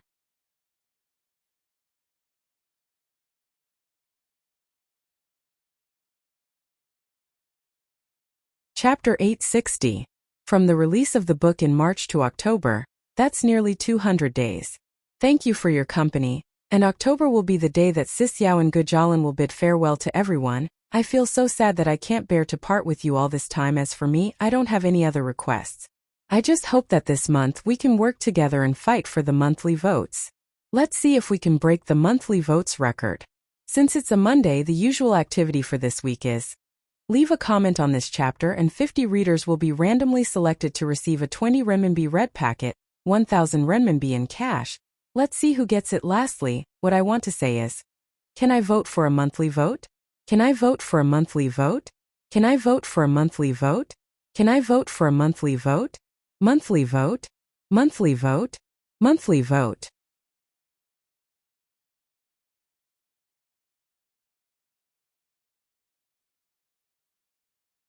Chapter 861. Lastly, I've never let you down in the slightest, and I don't need you to apologize to me for what you've done to me. After all, it's my bad eyesight that made me look at the wrong person. It has nothing to do with you at all.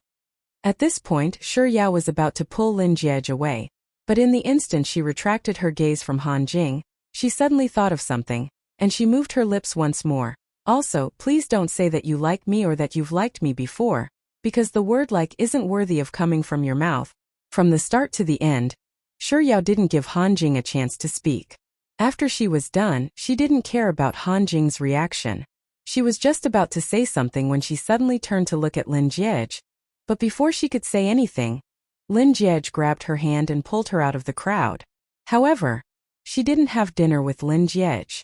Lin Jiej had been called away by the academy due to the public brawl in the field earlier in the evening. Just like the night when Lin Jiej surprised Sure Yao on the field, Sure Yao accompanied Lin Jiej to the office building and watched as he walked into the building. However, this time, Sure Yao didn't wait at the entrance happily for Lin Jiej to come out. Instead, as soon as Lin Jiej's silhouette disappeared from her sight, She immediately took out her phone and sent a message to Lin Jai. Sis Jai, I need your help with something. Alright Yao Yao. Hurry up and tell me. Sis Jai was still the same as always.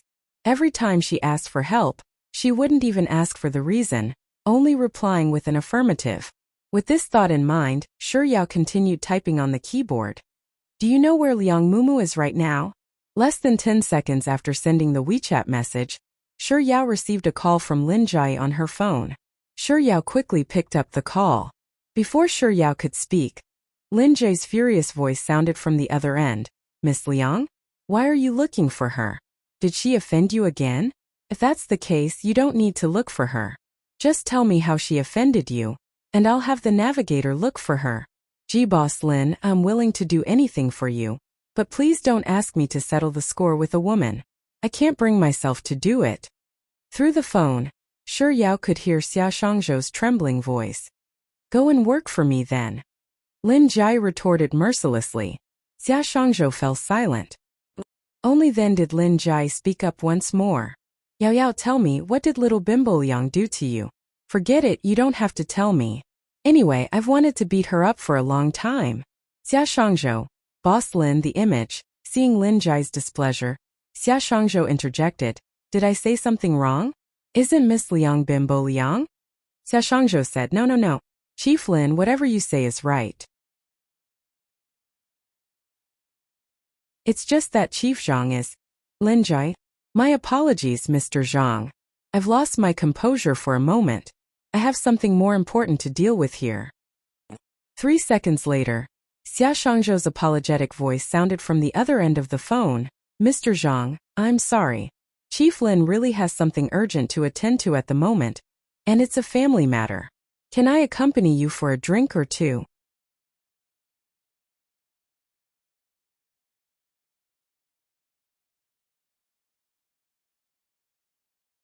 Chapter 862. Not too long later, Lin Jai's voice sounded in Shi Yao's ears once more. Oh, you don't have to worry about that slut Liang anymore. I've tolerated her for far too long already, and it's only out of respect for my grandfather and the Liang clan that I didn't lower myself to her level previously. Since she's been doing this over and over again, I'm definitely not going to let her off this time. It just so happens that my hands have been itching for a long time now, and I've been wanting to beat someone up, but the navigator doesn't seem to have any flaws. So, your motive is to beat someone up because your hands are itching for a fight? Embarrassed, Shi Yao quickly turned down Lin Jai's goodwill and said, there's no need for that. Sis Jai, I'm asking you where she is because I want to meet her. I have something to talk to her about, not to fight with her. Oh, is that so? Through the phone, Shi Yao could sense Lin Jai's disappointment. But a second later, Lin Jai spoke up. I'll accompany you then. What if she tries to beat you up? I'll beat her up for you. So, she's still unwilling to give up and want to fight her? If not for the fact that she had no one to ask about Liang Mumu's whereabouts other than Sis Jai, she wouldn't have dared to trouble Sis Jai so easily. Thus, Shi Yao could only turn down Lin Jai's goodwill once more. Sis Jai, there's no need for that. Aren't you busy? I'll be fine with it. Alright then, I'll send you her current address. Shortly after Lin Jai said those words, Shi Yao received a GPS location on her phone. After thanking Lin Jai, Shi Yao was just about to hang up when Lin Jai suddenly called out to her. Oh, it's fine if you don't want me to accompany you, but why don't I call the company and have a few of our security guards follow you? Shi Yao thought about the image of the Lin family's security guards dressed in black suits following behind her, and for some reason, she felt that the image was even more terrifying. Frightened, she immediately rejected Lin Jai's offer. I'll have the navigator follow you then. Lin Jai was still a little worried. Shi Yao knew that Lin Jai was afraid that she would be put at a disadvantage, so after rejecting her goodwill, she added, Sis Jai, don't worry, I'll take good care of myself. I promise you that if I feel that I'm in danger, I'll call you immediately for help. Alright, Yao Yao, you must be careful. An unsure Yao responded to Lin Jai's words several times before ending the call. As Shi Yao made her way to the entrance of the school, she took out her phone and called for a car. By the time she reached the entrance, the car was already waiting for her. Shi Yao got into the car and immediately reported the location that Lin Jai had shared with her. As it was the evening rush hour, the road conditions weren't ideal. Even though Liang Mumu's spa wasn't too far away from Ji University, it was still half an hour before Shi Yao arrived at her destination. She didn't ask the chauffeur to leave. Instead, she asked the chauffeur to pay the bill and wait for her. Then she grabbed her bag and entered the spa. She had been to this spa quite a few times, so the receptionist recognized her. Upon seeing her enter, she immediately greeted, "Miss Shi. Where's Liang Mumu?" Shi Yao went straight to the point. "Is Miss Shi here to look for Miss Liang? She's still in the same room as before." "Miss Shi, do you need me to send a message for you before bringing you over?" Before the receptionist could finish her words, Shi Yao was already making her way toward Liang Mumu's room.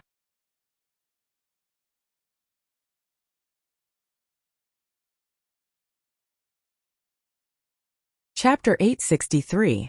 "Who is it?" asked Liang Mumu in an unfriendly tone. Perhaps it was because she had been interrupted from her enjoyment. Shi Yao didn't reply. Instead, she walked over to Liang Mumu's bed. At this moment, Liang Mumu happened to open her eyes, and upon seeing Shi Yao, the words she was about to say suddenly disappeared from her mouth. The spa technician in charge of Liang Mumu's treatment was the same one she had used before, and she recognized Shi Yao as well. "Miss Shi, are you here to look for Miss Liang?" Shi Yao didn't say a word. Instead, she stared fixedly at Liang Mumu. Seeing that Shi Yao had barged in, the receptionist followed her in as well. "Miss Liang, Miss Shi says that she's looking for you." Instead of Liang Mumu, it was Shi Yao who spoke up. "All of you get out." Neither the receptionist nor the receptionist moved. Instead, they turned to look at Liang Mumu. "I have something to tell her, so I'll have to trouble you to leave for a moment." Shi Yao spoke up once more. This time Liang Mumu didn't remain silent. She nodded to the receptionist and the receptionist. After the two of them left, Liang Mumu met Shi Yao's eyes and said, "You're here to look for me." Before Liang Mumu could finish her words, Shi Yao had already grabbed Liang Mumu's arm and dragged her off the spa bed. "Shi Yao, have you gone mad? What are you doing? Don't you know how to speak nicely?" While Liang Mumu struggled, resisted, and bellowed furiously, Shi Yao didn't say a single word. Instead, she dragged Liang Mumu toward the wooden bathtub not too far away. She had just taken a bath, but the milk rose bath was still there. She walked up to the bathtub and mercilessly tossed Liang Mumu, who was only wearing her underwear due to the spa, into the bathtub. "Shi Yao, are you insane? The water in the bathtub was already very cold, and Liang Mumu couldn't help but shiver from the cold. She was just about to climb out of the bathtub when Shi Yao swiftly reached out to grab her head and push her back into the bathtub. "Shi Yao, let go of me." "Shi Yao, you." Ignoring Liang Mumu's words, Shi Yao took out the phone that she had grabbed earlier and waved it in front of Liang Mumu's face. "What's your phone's password?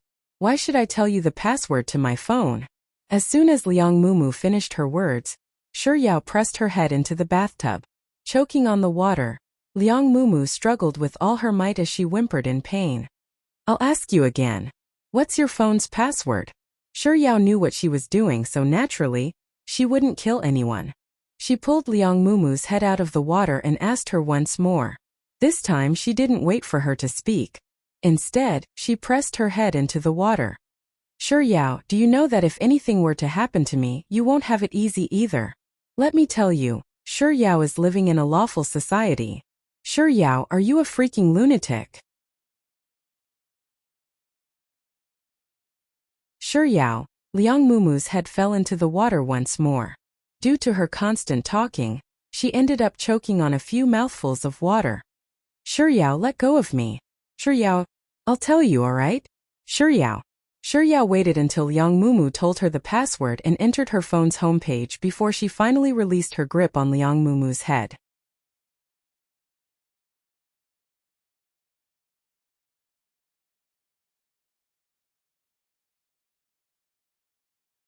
Chapter 864.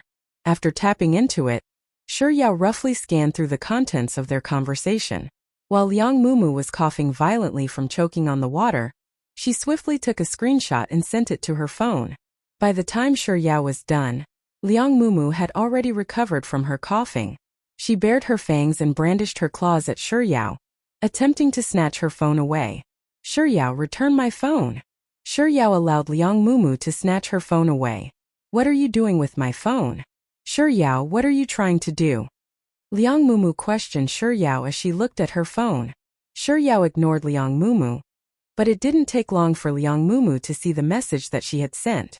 When she saw the contents of the screenshots, her complexion suddenly turned awful.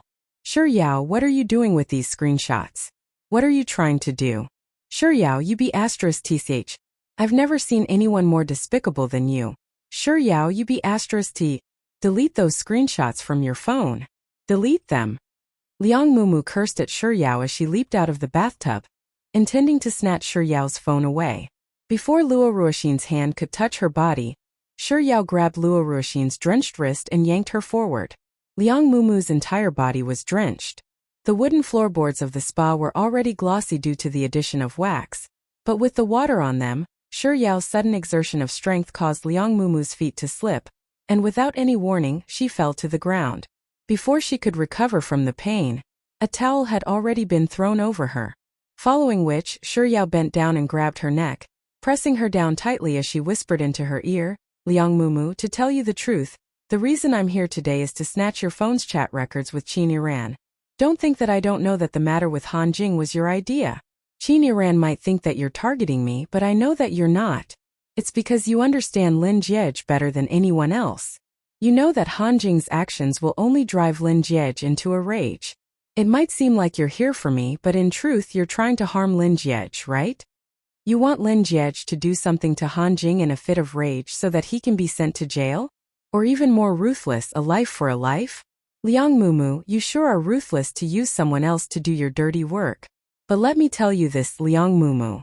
No matter how smart and ruthless you are, you have forgotten one thing. While you understand me, I also understand you. I didn't want to be so ruthless, but you forced me.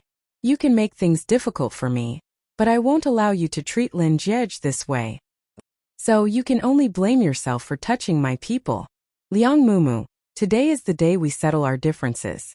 I'll show the screenshot I took to the Liang clan untouched.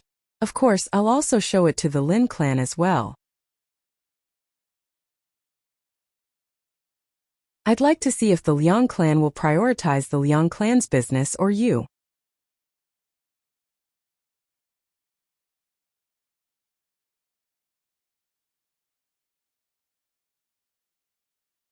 Chapter 865. Shi Yao, I'll kill you. Shi Yao, you be this. Shi Yao. Shi Yao stared at the hysterical Liang Mumu for a moment before turning around and leaving without saying a word. Back then, during Grandpa Lin's birthday banquet, Liang Mumu had caused an uproar over the inkstone. The Lin clan was displeased, but due to the Liang clan, they still managed to let it go. Even though Liang Mumu was sent to the countryside and returned with an illness, there was a tacit understanding that they wouldn't bring up the past anymore. However, things were different this time. Liang Mumu had caused trouble time and time again, and the Lin clan was already displeased with her. Now that Lin Jiej was involved, there was no way the Lin clan would let the matter rest. But just as Liang Mumu had said, Liang Mumu wasn't a daughter of the Liang clan but a relative of the Liang clan's daughter-in-law. Their relationship wasn't just a single level, so there was no way the Liang clan would protect Liang Mumu. Liang Mumu had always been raised by the Liang clan. Perhaps, after this incident, she would no longer be able to live the life of a young miss with the backing of the Liang clan. The Liang family would definitely think that she would cause too much trouble if she stayed in Beijing. They would definitely think of ways to send her as far away as possible. If they couldn't live in harmony, they could at least treat each other as strangers. But what Liang Mumu wanted all along was for everyone to be unable to live in peace. She wasn't a saint and she wasn't a good person either. All she wanted was to live a simple life with the person she loved. If someone dared to interfere with her life, she couldn't just sit still and wait for death. Everyone had something they wanted to protect, and for the sake of what she wanted to protect, everyone would become an invincible warrior. After returning to the car, Shi Yao had the chauffeur send her back to Ji University. By the time she arrived at the entrance of Ji University, the sky was already completely dark. Shi Yao hadn't received Lin Jiej's call yet, so she guessed that he was probably still in the academic affairs office. However, her footsteps were still a little hurried as she made her way to the academic affairs office. Despite the harsh winter weather, Her forehead and the tip of her nose were still covered in a thin layer of sweat when she finally arrived at the office. It didn't take long for Lin Jiej to walk out of the office building. When she saw him, she trotted over to him. Before she could speak, Lin Jiej had already noticed the beads of sweat on the tip of her nose and asked, "Why are you sweating so much?" "Oh, I was bored just now, so I went to the field to run a few laps." Out of habit, Shi Yao avoided Lin Jiej's eyes guiltily.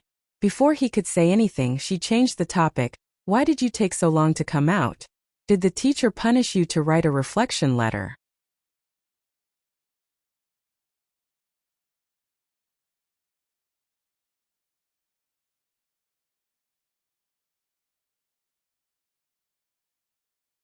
Chapter 866. Lin Jiej had always been a clean freak. Back when he was locked in his office to write his self-reflection, he couldn't wait to return to his dormitory room to take a shower. So, upon hearing Shi Yao's words, he nodded without any objections and replied, "Sure." When Lin Jiej learned that Han Jing had been spouting nonsense on the internet during his afternoon meeting, he immediately rushed to the school to look for him. So on the way home, Lin Jiej drove while Shi Yao sat in the front passenger seat. It was already 8 o'clock and the traffic was smooth. Shi Yao stared at Lin Jiej, who was driving in front, while the bustling night scenery continued to pass by. Sitting in the car, she would glance at Lin Jiej from time to time before looking out the window. For some reason, she felt as if she had no regrets in this life. Honestly speaking, the matter that Han Jing had caused on the forum over the past few days was quite disgusting. After all, he was using a woman's private life to attack her. But Shi Yao also felt that this wasn't necessarily a bad thing. At the very least, Han Jing had shown her how important she was to Lin Jiej. No, she had always been important to Lin Jiej. It was only today that she realized that her importance to him was far greater than she had imagined. Most men wouldn't be able to do what Lin Jiej did, right? Most men would probably suspect their own girlfriends when they heard someone say that they had an affair with their girlfriend, right? But Lin Jiej didn't. She was in the company, and he didn't even bother to ask her about it. Instead, he went straight to Han Jing and forced him to apologize to her. In fact, when Han Jing said that she had a birthmark on her body, he replied without any hesitation, "I only trust you." Shi Yao thought that the most fortunate and blissful thing in one's life couldn't possibly be meeting Lin Jiej like this. While Shi Yao was immersed in her thoughts, the car continued driving forward. Just as they were about to reach the entrance of Lin Jiej's neighborhood, Shi Yao caught sight of a supermarket by the side, and she called out, "Stop the car." Lin Jiej stepped on the brakes. I need to go to the supermarket to buy some food." "What do you want to eat?" "I'll go buy it for you." "There's no need for that. I'll go there myself. I'm not allowed to park here anyway, so you should wait for me in the car." As Shi Yao spoke, she unbuckled her seatbelt, jumped out of the car and ran to the supermarket. She chose a few boxes of yogurt, a huge bag of instant noodles, and a few sausages before carrying them over to the cashier counter. Just as she was about to take out her phone to scan the QR code, she caught sight of rows upon rows of colorful boxes placed on the shelves. She hesitated for a moment before raising her head to look at Lin Jiej, who was waiting in his car by the roadside. After a moment of contemplation, she stealthily picked up a small box with 2 fingers and tossed it into the middle of the yogurt box. After returning home, Lin Jiej went to take a bath while Shi Yao went to the kitchen to cook instant noodles. By the time Lin Jiej came out of the bathroom, Shi Yao had just finished cooking the instant noodles. "Lin Jiej, come over and eat Shi Yao's instant noodles." Walking into the dining room, Lin Jiej glanced at the Kong Shifu noodle bag and said, "It's clearly Kong Shifu." Shi Yao pushed a huge bowl of instant noodles over to Lin Jiej, and as she passed him a pair of chopsticks, she said confidently, "That's not it. I added eggs and sausages in the instant noodles. That's why it's Shi Yao's instant noodles. Kong Shifu's instant noodles don't have sausages and eggs." Lin Jiej was speechless. He could only pick up his chopsticks and eat his Shi Yao's instant noodles silently. Oh.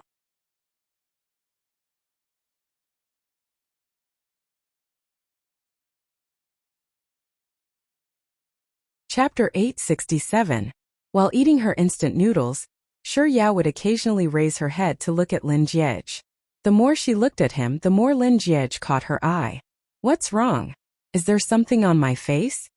Hearing Lin Jiej's question, Shi Yao shook her head. She shot another glance at him before lowering her head back down to eat her instant noodles.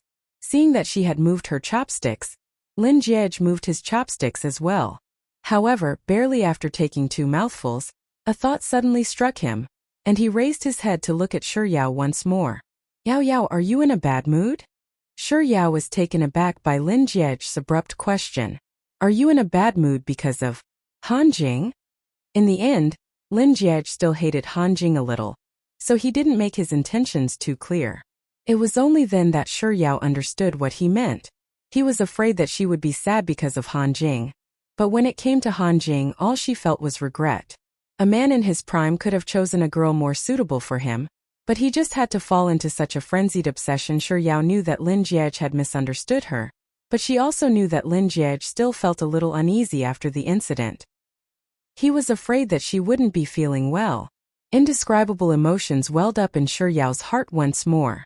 On the way back to the academy after leaving Liang Mumu's place, the urge that had been welling up in her heart grew stronger and stronger. Seeing that Shi Yao wasn't saying a word, Lin Jiej put down his chopsticks. The faint sound of the bowl and chopsticks clanging against each other jolted Shi Yao back to her senses. She quickly smiled gently at Lin Jiej and said, "No, I'm not sad because of that matter. I just, unable to think of an excuse." Shi Yao looked at the 2 bowls of instant noodles in front of the 2 of them, and in the heat of the moment she blurted out, "I just think that you taste better than instant noodles." Lin Jiej. Lin Jiej. Lin Jiej. Was he being teased by his girlfriend? You taste better than instant noodles? Shouldn't such words be coming out of his mouth? But why did he feel so comforted after being teased? It was just like that time when she forcefully fed him medicine with her mouth and said, "You refuse a toast only to drink a forfeit." If this were to go on, would he really become his wife and Soft Bun would become his husband? If she were to say that she had eaten her fill, would Lin Jiej send her back to school? She couldn't possibly say that she didn't want to leave and that she wanted to sleep here tonight, could she? After she left Liang Mumu, the thought that had surfaced in her mind for some reason was a little too daring for her. But she just couldn't help but feel that tonight was an inexplicably fitting night. Shi Yao's eyes darted around for a moment, but eventually, out of embarrassment, she decided to take a roundabout approach.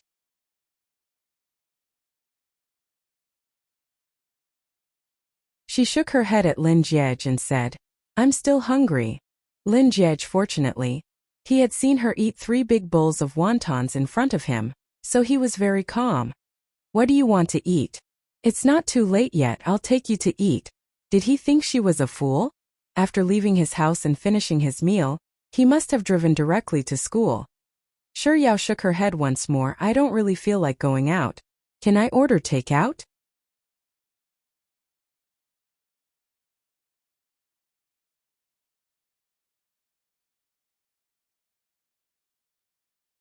Chapter 868.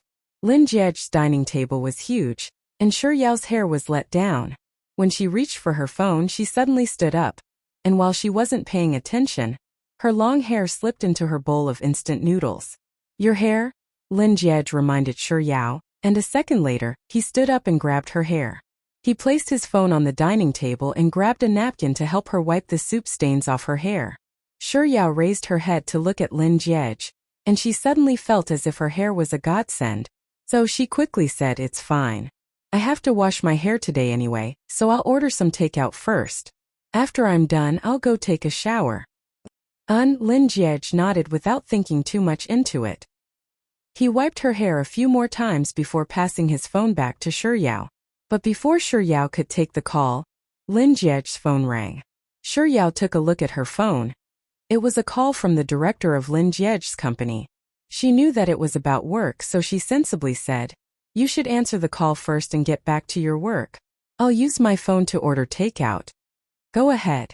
I'll call back after you're done," Lin Jiej said, intending to hang up the call. Shi Yao hurriedly grabbed his hand to stop him. "It's already so late. It might be an urgent matter for him to call you. You should hurry up and answer the call." Lin Jiej shot a glance at Shi Yao and said, "Pass me your phone." Shi Yao was perplexed. but she obediently passed her phone over to Lin Jiej without asking any questions. Lin Jiej tapped on her phone and said, "I've bound my Alipay account to you. You can just use it after you order the takeout." Yao took the phone and looked at the additional Alipay account. She was delighted, but she couldn't help but grumble, "It's not like I don't have money." Lin Jiej had already picked up the call. After hearing those words, he didn't speak to the director on the other end. Instead, he grabbed Yao's wrist and pulled her into his embrace. Then, he lowered his head and whispered in her ear, "But you can only be fed by me." On the other end of the line, the director saw that the call had finally been picked up. Just as he was about to call out Director Lin, he heard such a sentence. He was so shocked that his hand trembled and the phone fell to the ground with a paw. Hearing the commotion, Lin Jiej rubbed Yao's hand gently as he brought the phone to his ear and asked coldly, "What's wrong?" After a while, the director raised the phone with the cracked screen, trembling with fear. "What's wrong, Boss Lin? What you said just now is, I'm not talking to you," Lin Jiej interjected before the other party could finish his words. The director heaved a sigh of relief and began to talk about the main points. As Lin Jiej listened to the conversation, he made his way to the study. Along the way, he couldn't help but wonder if there was something wrong with the director's head. Why would he think that those words were meant for him? Dream on. After Lin Jiej's silhouette disappeared from the entrance of the study, Yao put down her phone and ran to the bathroom to take a bath. Usually, Yao only took 20 minutes to bathe, but this time it took her 40 minutes before she finally turned off the tap. Standing in front of the sink, Yao dried her hair with a towel, but her heart was beating exceptionally fast. After tidying herself up, she walked out of the bathroom, and just as she was about to reach her bedroom, she suddenly stopped.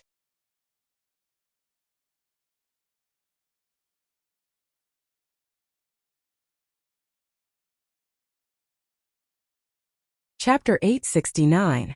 There was no one in the living room, but a sliver of light seeped through the half-closed door of the study. It can't be that Lin Jiej is still busy, right? With this thought in mind, Yao walked over to the door of the study, pushed it open slightly, and peeked her head in. She had only intended to sneak a peek into the study, but Lin Jiej had caught her in the act.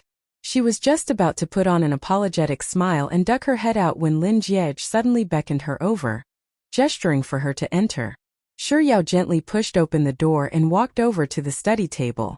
She peeked her head out to take a look at the computer screen, but it was filled with dense formulas and codes. She couldn't make sense of them at all. So she turned her gaze to Lin Jiej. The young man was staring at the computer intently as his fingers swiftly typed on the keyboard. It was no wonder why everyone said that men who worked hard were the most charming. But my boyfriend is charming all the time. With this thought in mind, Yao couldn't help but burst into laughter. Lin Jiej shot a glance at her, and seeing that she was laughing, his lips curled up as well. Then, he stared at the computer screen and typed away while asking, "What are you laughing at?"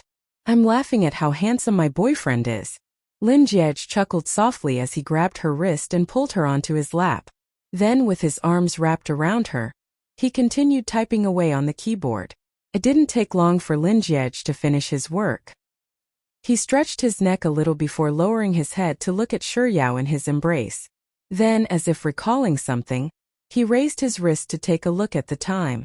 It had already been more than an hour, but her takeout hadn't arrived yet? Or did he not hear anything when it arrived? With this thought in mind, Lin Jiej frowned and asked, "Has the takeout arrived yet?" Yao shook her head. "Which restaurant did you order? Why is it so slow? I'm going to have the company give it a bad review every day. Is this how tycoons get back at others?" Yao froze for a moment before replying honestly, "I didn't order takeout." "Why didn't you? Didn't you say that you weren't full?" Lin Jiej said as he picked up his phone. "Why don't we order now? What do you want to eat? Mala hot pot? Pizza? Mala fragrant pot?" Every time Lin Jiej asked a question, Yao would shake her head in response. At the end of his words, Yao couldn't help but speak up.